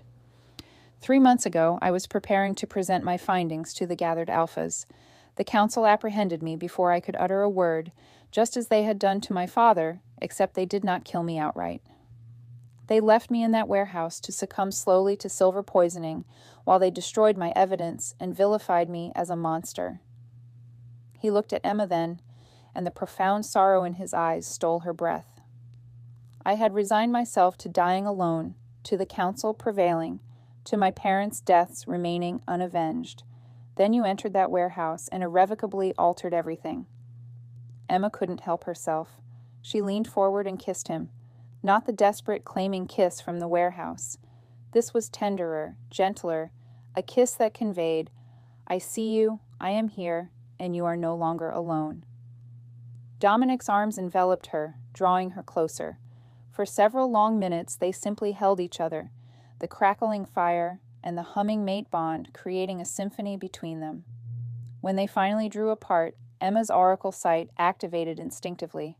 She perceived Dominic's soul laid bare, marked by trauma, yes, but fundamentally honorable and kind, beneath the alpha facade. He was desperately lonely despite being surrounded by his pack, terrified of losing her as he had lost everyone else he had ever loved. "I choose you," Emma whispered against his lips. "Not because of fate or prophecy or mate bonds. I choose you, Dominic Ashford. You are mine, and I am keeping you." The wonder, disbelief, and fierce, burning possession in his eyes made Emma's wolf surge with satisfaction. They spent the night learning each other, not physically, not yet, but in every other meaningful way. Dominic traced the mate mark on her neck with reverent fingers, while Emma explored his scars with her oracle sight, unraveling the stories etched into his skin. Their heartbeats synchronized, falling into a perfect rhythm. Their breathing aligned, their souls intertwining through the mate bond, until Emma could no longer discern where she ended and he began. It was the most profound intimacy she had ever experienced, and they remained fully clothed. As exhaustion finally claimed them, they fell asleep, wrapped around each other. Emma's head rested beneath Dominic's chin, his arms encircling her as if he would defend her against the very gods. Emma dreamed of silver threads, visible manifestations of fate connecting all living things, destiny laid bare. Upon waking, she knew precisely what they had to do: destroy the council before it destroyed them. The subsequent 3 weeks passed in a blur of training, planning, and meticulously constructing their case against the council. Freya taught Emma to master her oracle sight, to control its activation and deactivation, preventing her from being perpetually overwhelmed by others' true intentions.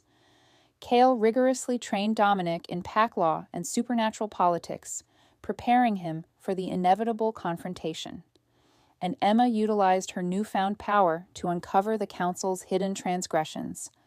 The reality was more egregious than Dominic had envisioned. Through oracle sight, Emma could perceive residual supernatural traces, lingering evidence of crimes committed months or even years prior.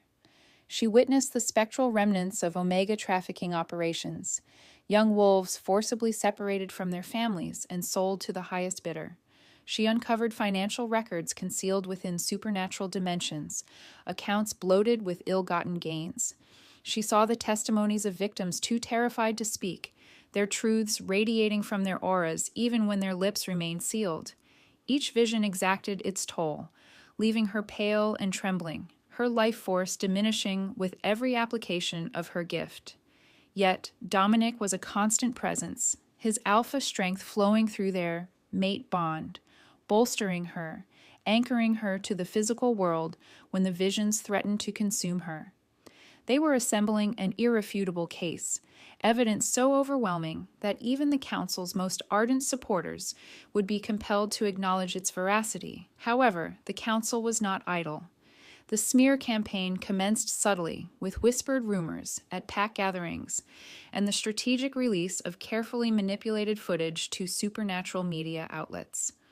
The clips depicted Dominic shifting into his hybrid battle form, but the crucial context of self-defense was omitted, presenting it as an unprovoked assault. Fabricated testimonies from wolves claiming to have witnessed his alleged transgressions were disseminated, their words sounding convincing until Emma employed her oracle sight and exposed the falsehoods beneath. They portrayed him as a rogue alpha consumed by power, and Emma as something far more sinister, a dark oracle, a seductress, a sorceress who corrupted the righteous Alpha King with forbidden magic. The propaganda was vicious and effective, gradually eroding public opinion against them with each meticulously crafted lie. "They are claiming I enchanted you," Emma stated one evening, her voice hollow as she perused the latest supernatural news broadcast. "That I employed dark magic to forge a false mate bond, that my bloodline should have remained buried, as oracles pose a threat to pack society." Dominic drew her into his embrace, his face pressed against her hair. "Let them speak. When we present our evidence, when every pack comprehends the truth, their falsehoods will be inconsequential." Yet Emma could perceive the strain in his eyes, feel through their bond how the public condemnation was weighing on him. He had endured 3 months of torture, believing he would die universally condemned as a monster. Now, even liberated and with his mate beside him, that nightmare was manifesting. The assassination attempt occurred on the night of the new moon. Emma awoke to the blare of alarms, the activated supernatural wards, screaming warnings, as an entity breached the safe house perimeter. Dominic was already in motion, transitioning mid-stride into his colossal wolf form, hurtling towards the threat. Emma followed on instinct, her oracle sight flaring to life. She saw them approaching, elite supernatural assassins adorned in council insignia, armed with silver weaponry and dark magic. They moved through the compound like specters, effortlessly neutralizing wards and bypassing defenses with practiced skill. And every single one of them was fixated on a singular objective: Emma. Kill the oracle, and the prophecy perishes with her. Eliminate Emma, and Dominic's evidence becomes meaningless without her sight to corroborate it. Slay the Luna, and the Alpha King will crumble. The ensuing battle was pure chaos. Dominic and his loyal pack fought with desperate ferocity against assassins specifically trained to counter alpha power. Silvered blades sliced through supernatural flesh. Dark magic collided with the unbreakable bonds of the pack. Blood, screams, and the mournful howls of dying wolves filled the air. Emma's oracle sight became their salvation. She could foresee attacks before they materialized, the future unfolding in a myriad of branching possibilities.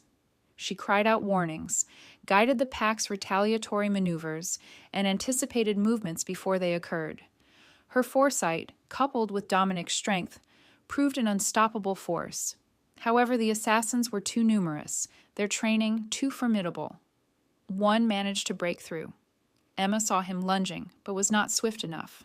A blade coated in a dark, venomous substance slashed towards her exposed throat. She attempted to evade, to shift, to do anything, but she was still mastering her newfound supernatural form, and it did not respond with sufficient speed. The blade never reached her. Dominic materialized between them like a wrathful deity, his hybrid form absorbing the blow intended for Emma. The poisoned blade sank into his shoulder, and Emma felt his agony rip through the mate bond, as if her own flesh were being carved asunder. She screamed his name, and something within her shattered. Power erupted from Emma in a supernova of incandescent silver light. Her eyes blazed with such intensity that they illuminated the entire compound. Ancient pack magic, the very kind Freya had warned, could drain her life force, channeled through her as if she were a conduit for forces beyond mortal comprehension. She perceived the threads, the invisible connections linking every living being. Pack bonds, blood ties, supernatural allegiances. They shimmered in her oracle sight like silvery strands stretching between souls. Emma reached for those threads and pulled. She amplified the strength of Dominic's loyal pack, drawing upon their connection to each other, to their alpha, to her.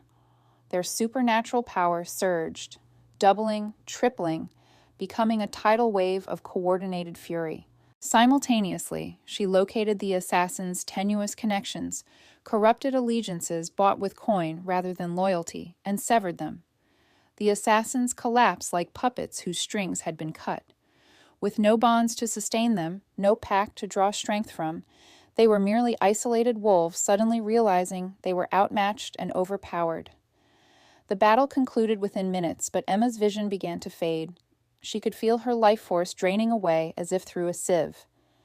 She could feel her body succumbing to the strain of channeling power she was not sufficiently strong to wield. The last image imprinted on her consciousness, before unconsciousness claimed her, was Dominic's terrified golden eyes. The final sensation was him screaming her name through the mate bond. Then, oblivion. Emma remained unconscious for 2 days. When awareness finally returned, it was gradual, like swimming up through viscous water towards a distant light.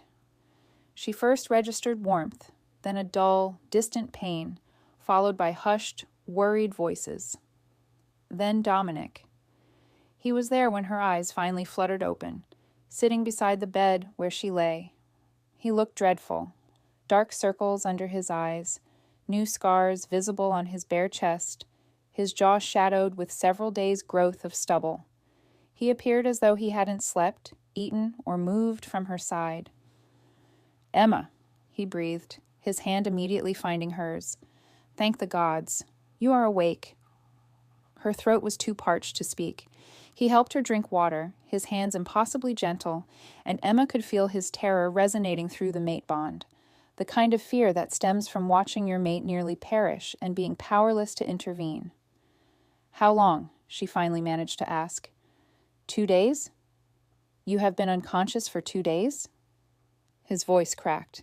"The power you channeled, Freya said you nearly expended yourself completely. That if you had sustained it for even 30 seconds longer, you would have died." Emma recalled that power. She remembered the sensation of holding ancient magic within her grasp, of commanding forces capable of reshaping reality. She remembered how inherently right it felt, how natural, how easy it would have been to continue using it until nothing of her remained. And she remembered Freya's warning. "Your grandmother perished young from overusing her oracle gifts." "I had to," Emma whispered. "They would have killed you. They would have killed the pack. And what good would that have served me if you died?" Dominic's hands cupped her face, his golden eyes blazing. "Emma, I cannot." His voice broke completely. "I watched you collapse, watched the life ebb from you, felt our bond flickering like a dying candle. Do you comprehend what that did to me? What it would do to me if I lost you?" Through the mate bond, Emma felt the full crushing weight of his terror. She had nearly destroyed him, not through a battle-inflicted death, but through sacrifice, by choosing the pack over her own survival. "We cannot merely defend," Emma said softly, a clarity settling upon her. "We must strike. We must go on the offensive before they force me to wield power that will be my end." Dominic's jaw clenched, but he nodded. "Cale has been contacting other alpha bloodlines. Some believe our narrative, others are opportunists, sensing a chance to seize power from the council. We are assembling a coalition." "It is not enough," Emma stated, her oracle sight flickering to life despite her exhaustion. "I need to show them, not simply tell them. I need to reveal the council's transgressions, make the truth so undeniable that even their staunchest supporters cannot ignore it." "That would necessitate an alpha trial," Dominic stated slowly, proposing a supernatural tribunal before all the packs. "If we lose, we won't lose," Emma interrupted, "because I can show them the truth. Every trafficked victim, every clandestine account, every murder they have concealed for decades. My oracle sight can project visions for others to witness. I only require—" She paused, understanding the profound cost. "I need to survive long enough to accomplish it." Dominic's expression hardened with determination. "Then we will end this, one way or another." Before Emma could respond, Freya entered the chamber, her ancient countenance grave. "There is something you must know, something concerning the prophecy that I have withheld." Emma's stomach plummeted. "What else?" Freya's pale gold eyes met hers. "The prophecy has a second part, a warning that was kept secret even from most pack historians." She took a breath, and Emma could see the deep reluctance with which the elder wolf delivered this news. "But should the oracle fall to Shadow's call, the king shall lose both crown and soul, and peace shall drown in blood-red tide, unless true love proves stronger than pride." The words hung in the air like a malediction. "If Emma is corrupted or killed," Freya translated, "Dominic will turn rogue. His grief will consume his humanity, and he will descend into a murderous rampage that will plunge every pack in North America into war. Millions will perish." Emma felt Dominic stiffen beside her, felt his horror slam through the mate bond. "I would never." "You would," Freya interrupted gently. "I have lived long enough to witness the consequences when alpha kings lose their destined mates. The bond is too powerful, the grief too overwhelming. You would not choose it, Dominic, but it would happen nonetheless." She turned to Emma. "The only means of averting that future is if your bond is forged on something more than supernatural destiny. The prophecy states, unless true love proves stronger than pride, your love must be a choice, not merely predestination. It must be stronger than grief, stronger than rage, stronger than all the trials the council inflicts upon you." Emma met Dominic's gaze across the space between them, seeing the apprehension, the resolve, and the fierce, burning possessiveness that had nothing to do with mate bonds and everything to do with a conscious decision. "Then we shall ensure it is," Emma stated simply. And in that moment, she made a definitive choice. Tonight, before they challenged the council, before they risked everything in a supernatural trial that could lead to their demise, she would consummate their mate bond. Not because the prophecy demanded it, not because the pack required it, but because she loved him, and she wanted him to understand that love with every fiber of his being. Tonight, Emma Ravenwood would choose Dominic Ashford, and tomorrow they would dismantle the council's corruption together. That night, as a blood-red full moon ascended over the Blackwood Mountains, Emma made her choice. She found Dominic on the balcony overlooking pack territory, his powerful frame silhouetted against the moonlight. Despite the October chill, he was shirtless, his scars visible in the pale light, a map of violence and survival etched into his skin. As he became aware of her approach, he turned, and Emma perceived the immense burden he carried. Tomorrow, they would confront the ruling council. Tomorrow, they would stake everything on a supernatural arbitration that could very well result in both their demise. Tonight, she simply desired him to comprehend that he was not facing this ordeal in isolation. "Emma," he murmured, his gaze of molten gold following her movements, "you ought to be resting. Tomorrow will be... She traversed the distance between them and sealed his words with a kiss, halting whatever he had intended to express. This was not like the gentle, tentative embraces they had previously shared. This was a declaration of ownership, a powerful plea, a vow sealed with her lips against his, conveying, "I have chosen you. You are desired. You are mine." Dominic groaned into her mouth, his arms encircling her waist, drawing her impossibly close against his solid frame.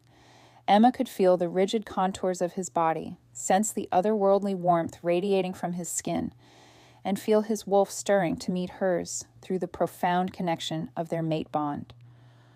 "Emma," he breathed, their foreheads now touching as they finally parted. "We are not obligated to do this. I gave you my word that I would wait until you were prepared. Until you had chosen this." "I am prepared," Emma stated, her hands gliding upward along his battle-worn chest.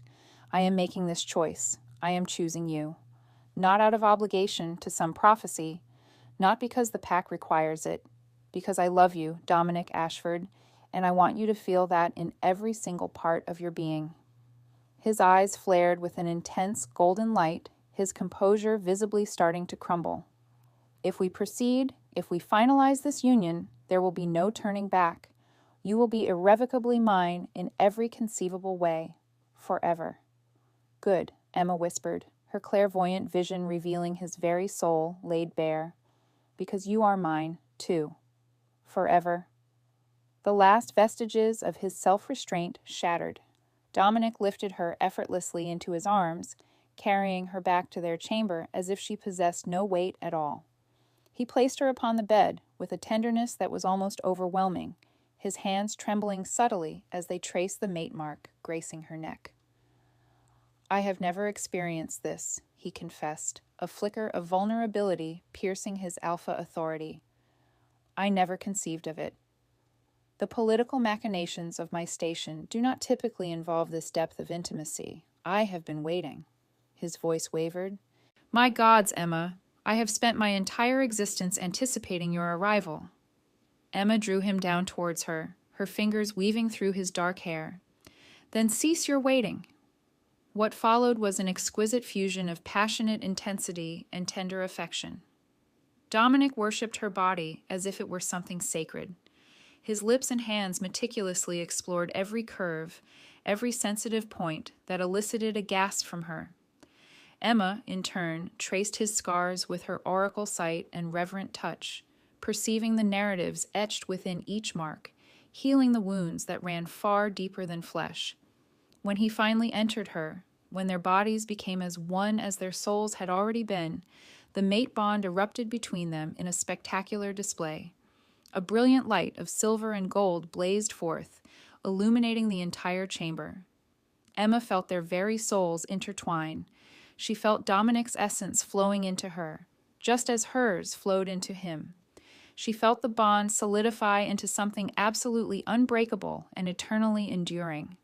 She cried out, not in pain, but in an overwhelming surge of pleasure, connection, and a love so profound it seemed to redefine every solitary moment of her previously unnoticed existence.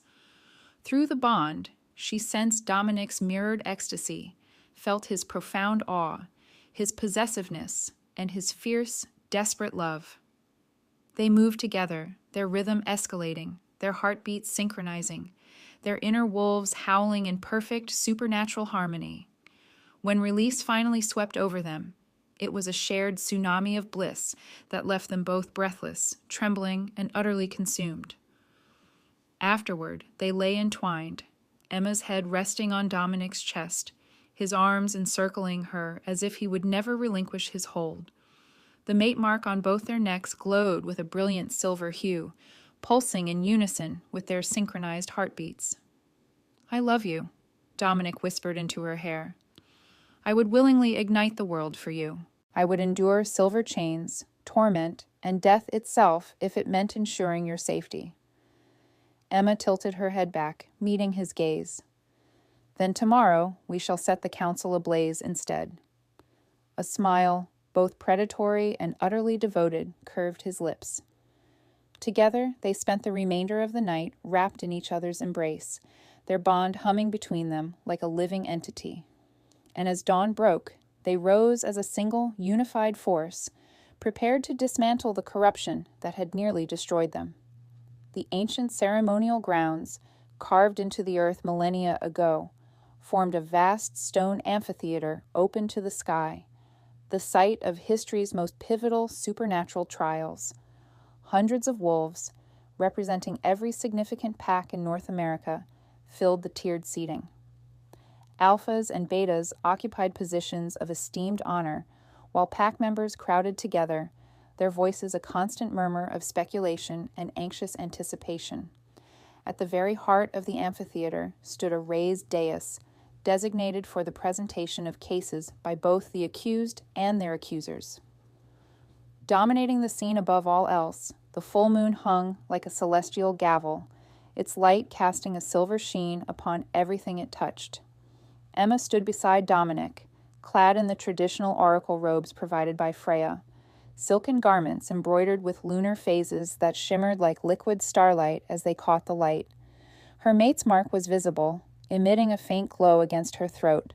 Her eyes, shot through with streaks of silver, scanned the assembled throng with her oracle sight, discerning the truth hidden beneath each face. Some harbored belief in their cause, others sought justice, but far too many had already been poisoned by the council's relentless propaganda. She could perceive their doubt, their suspicion, their readiness to accept the notion of her as a dark oracle who had corrupted their king. Dominic stood tall, adorned in the regalia of the Alpha King, black leather and gold ceremonial armor signifying his sovereign status. His crown rested heavily upon his dark hair, yet he wore it with an air of inherent belonging. When his hand found hers, their fingers interlacing, the gesture sent a palpable ripple through the assembly. The Alpha King publicly acknowledging his Omega mate, claiming her before all assembled witnesses, was an undeniable declaration. The council members made their entrance last, 7 figures draped in crimson ceremonial robes, their countenances masked by an aura of righteous authority. Emma's oracle sight revealed their true nature: corruption as thick as tar, a desperate fear of exposure, and an unyielding resolve to prevail in this trial, regardless of the cost.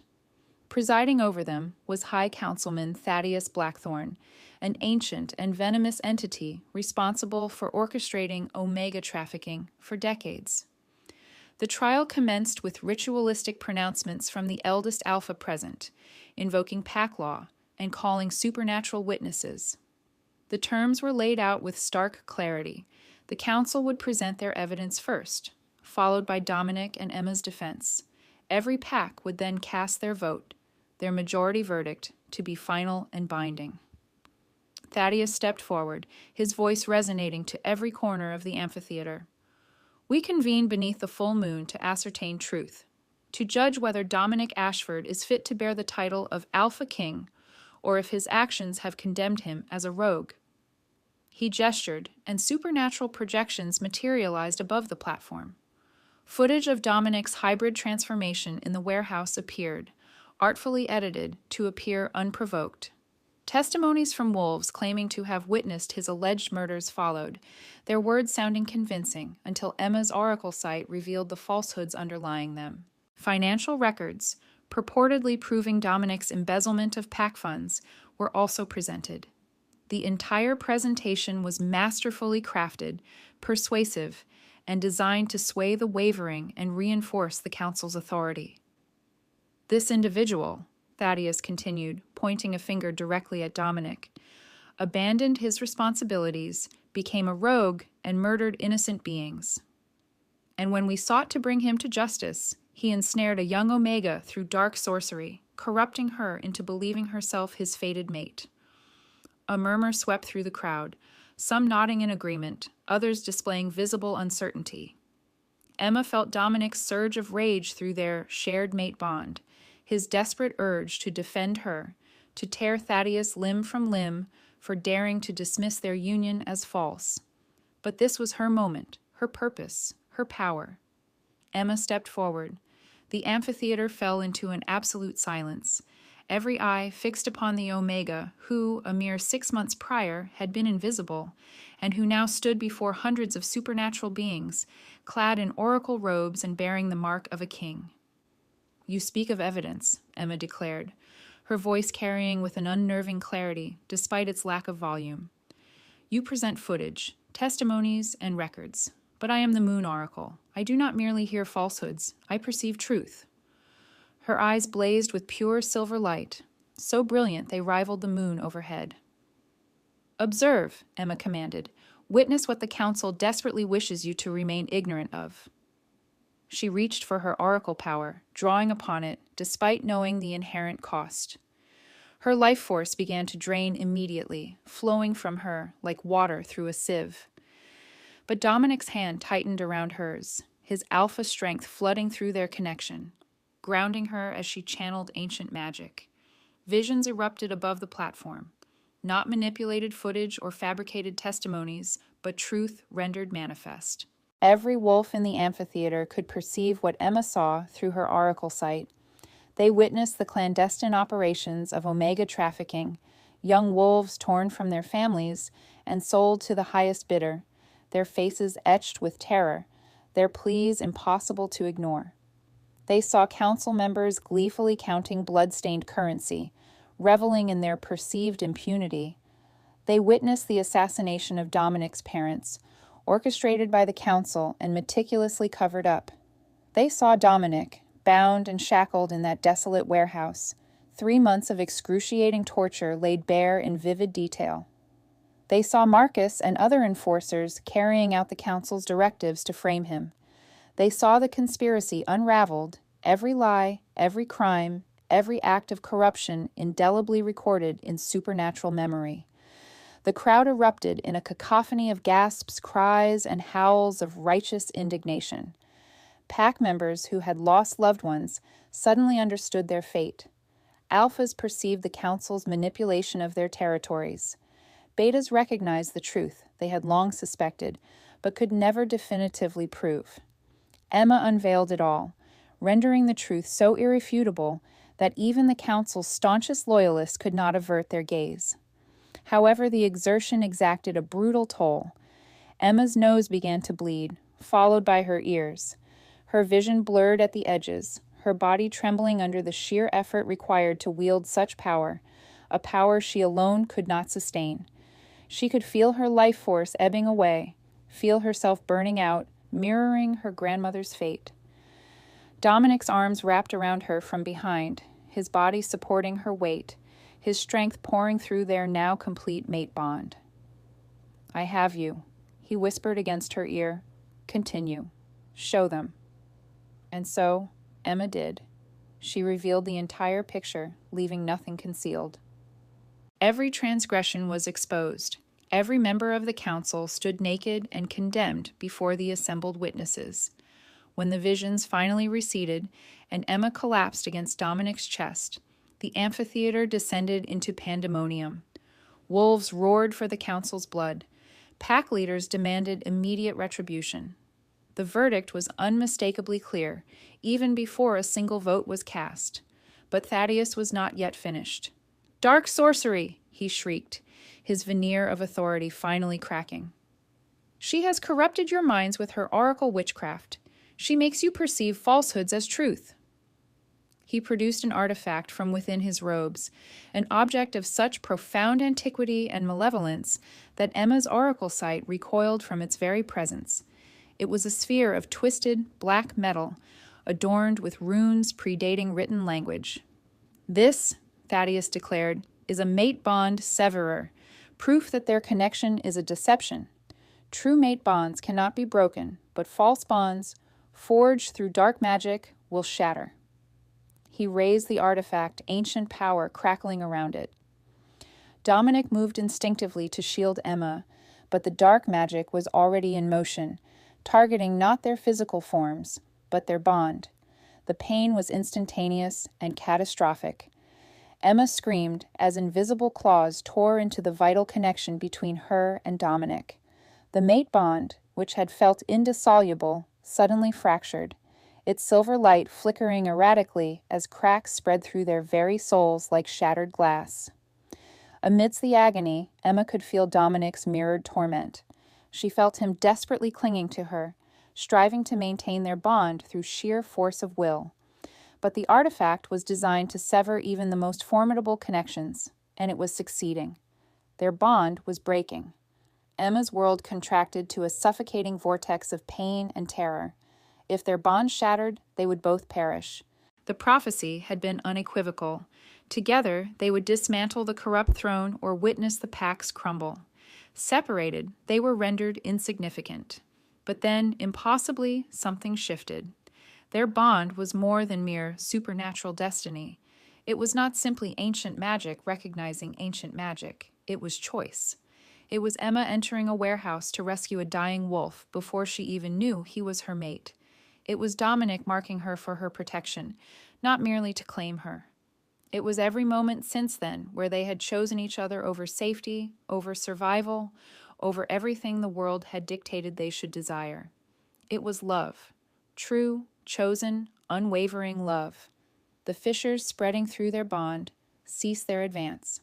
The silver light, which had been flickering precariously, suddenly blazed with renewed intensity, transforming from silver to a brilliant gold.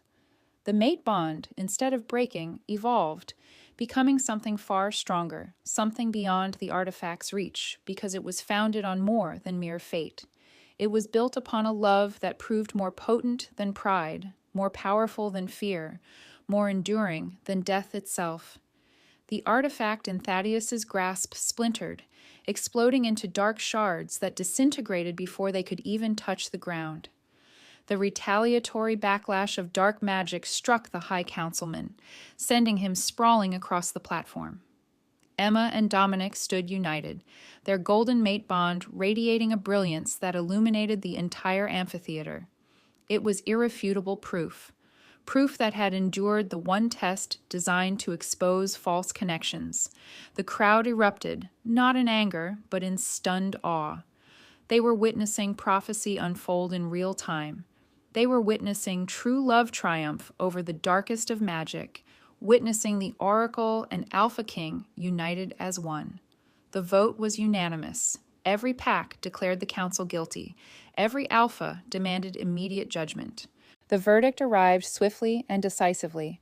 All 7 council members were stripped of their supernatural abilities.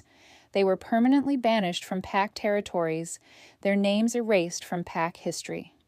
Dominic was officially reinstated as Alpha King, and Emma, the invisible, powerless Emma, who had spent 22 years as a non-entity, was acknowledged as Alpha Queen and Moon Oracle before every pack in North America. 6 months later, Emma stood on a balcony overlooking territories that had been transformed by justice and equality.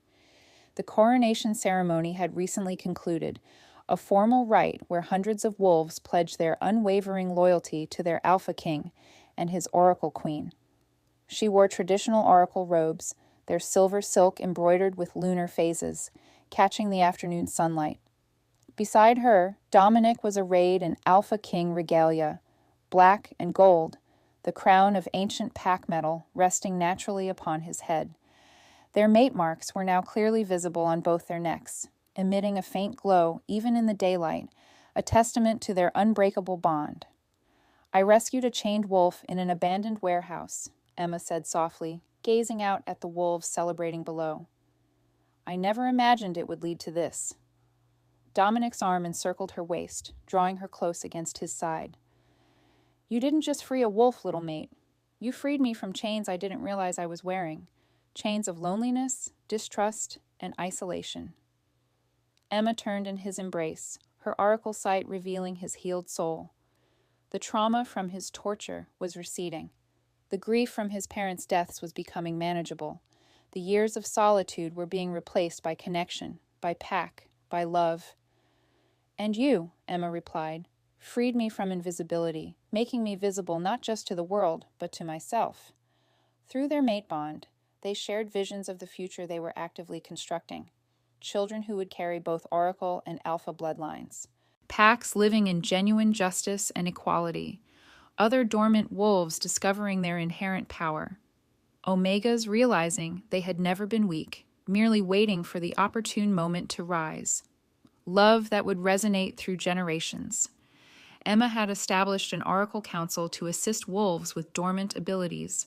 She advocated tirelessly for omegas across all packs, utilizing her oracle sight to mediate disputes impartially and expose corruption before it could take root.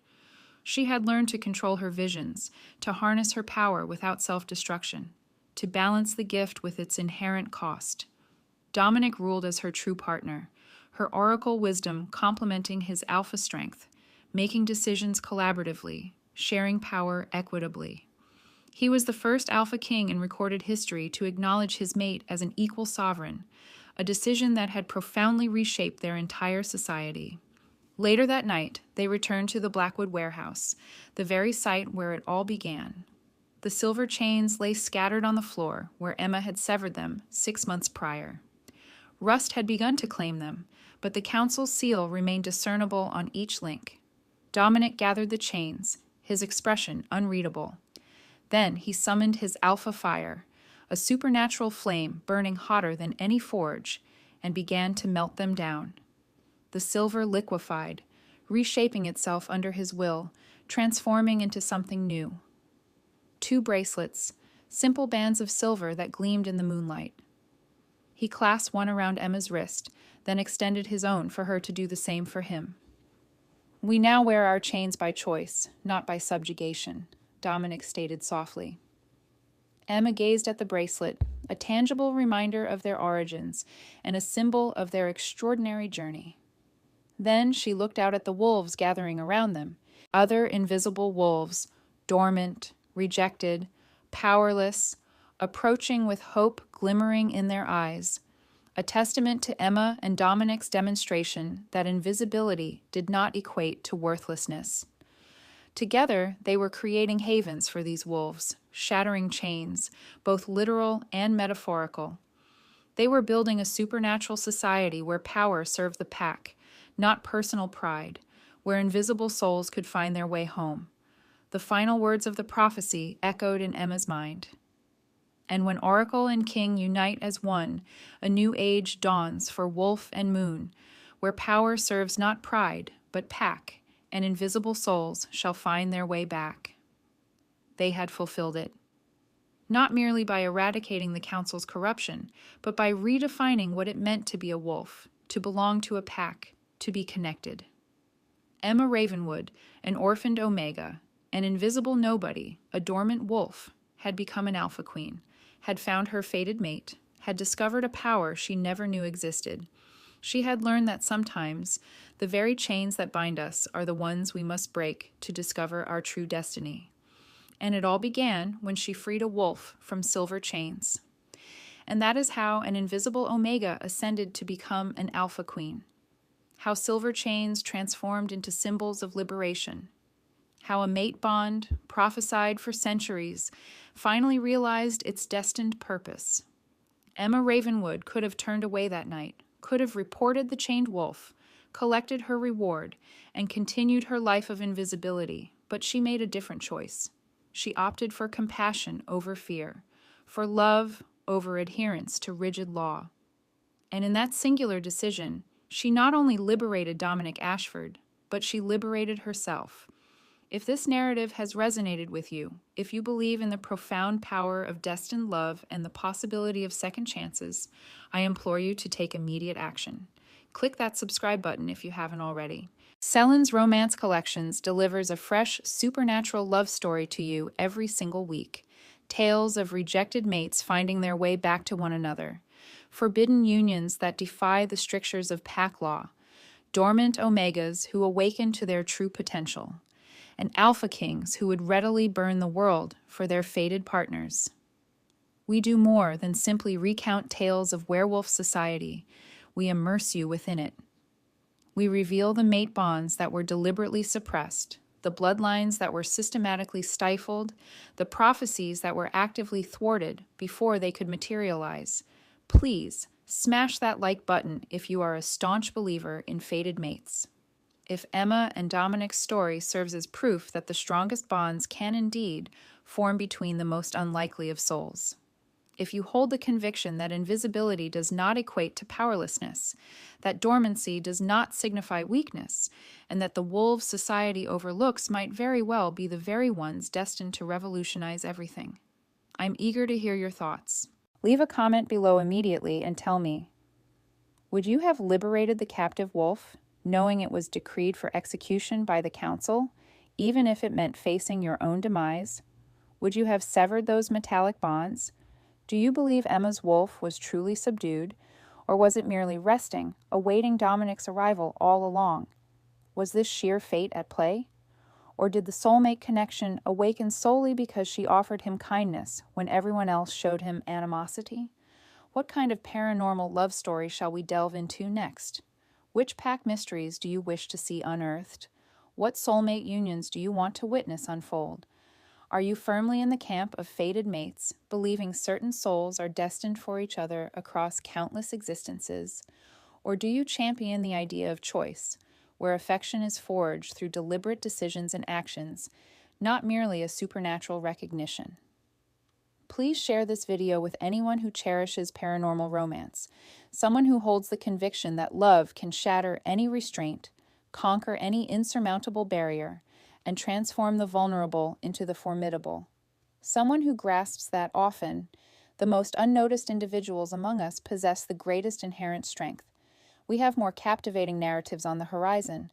Next week, the alpha abandoned her at the very precipice of their union, only to realize she bore the last remnant of the royal lineage. A repudiation blossomed into a second opportunity. A bloodline presumed extinct suddenly resurfaced. An omega who departed from her fated partner, only to discover she was carrying something that would irrevocably alter their entire reality. You will not want to miss this unfolding drama. Until then, remember, within the realm of wolves and soulmates, sometimes the quietest presences among us wield the most profound influence.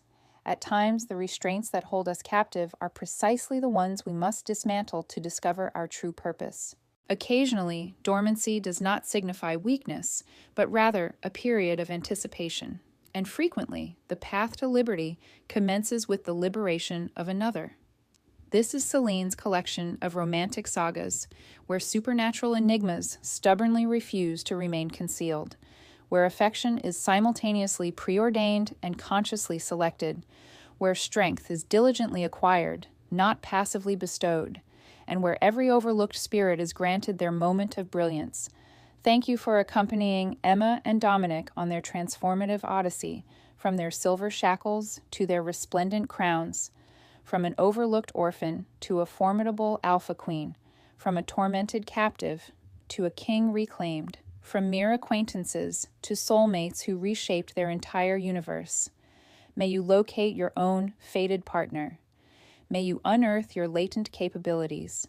May you summon the fortitude to shatter any impediments that prevent you from embracing the person you were eternally meant to become. Until our next encounter, remain untamed, remain unburdened, and trust in the enchantment of the soulmate connection. This is Celine, concluding this transmission. I look forward to seeing you next week for another chronicle of supernatural affection, ancient prophecies, and bonds that defy the very passage of time.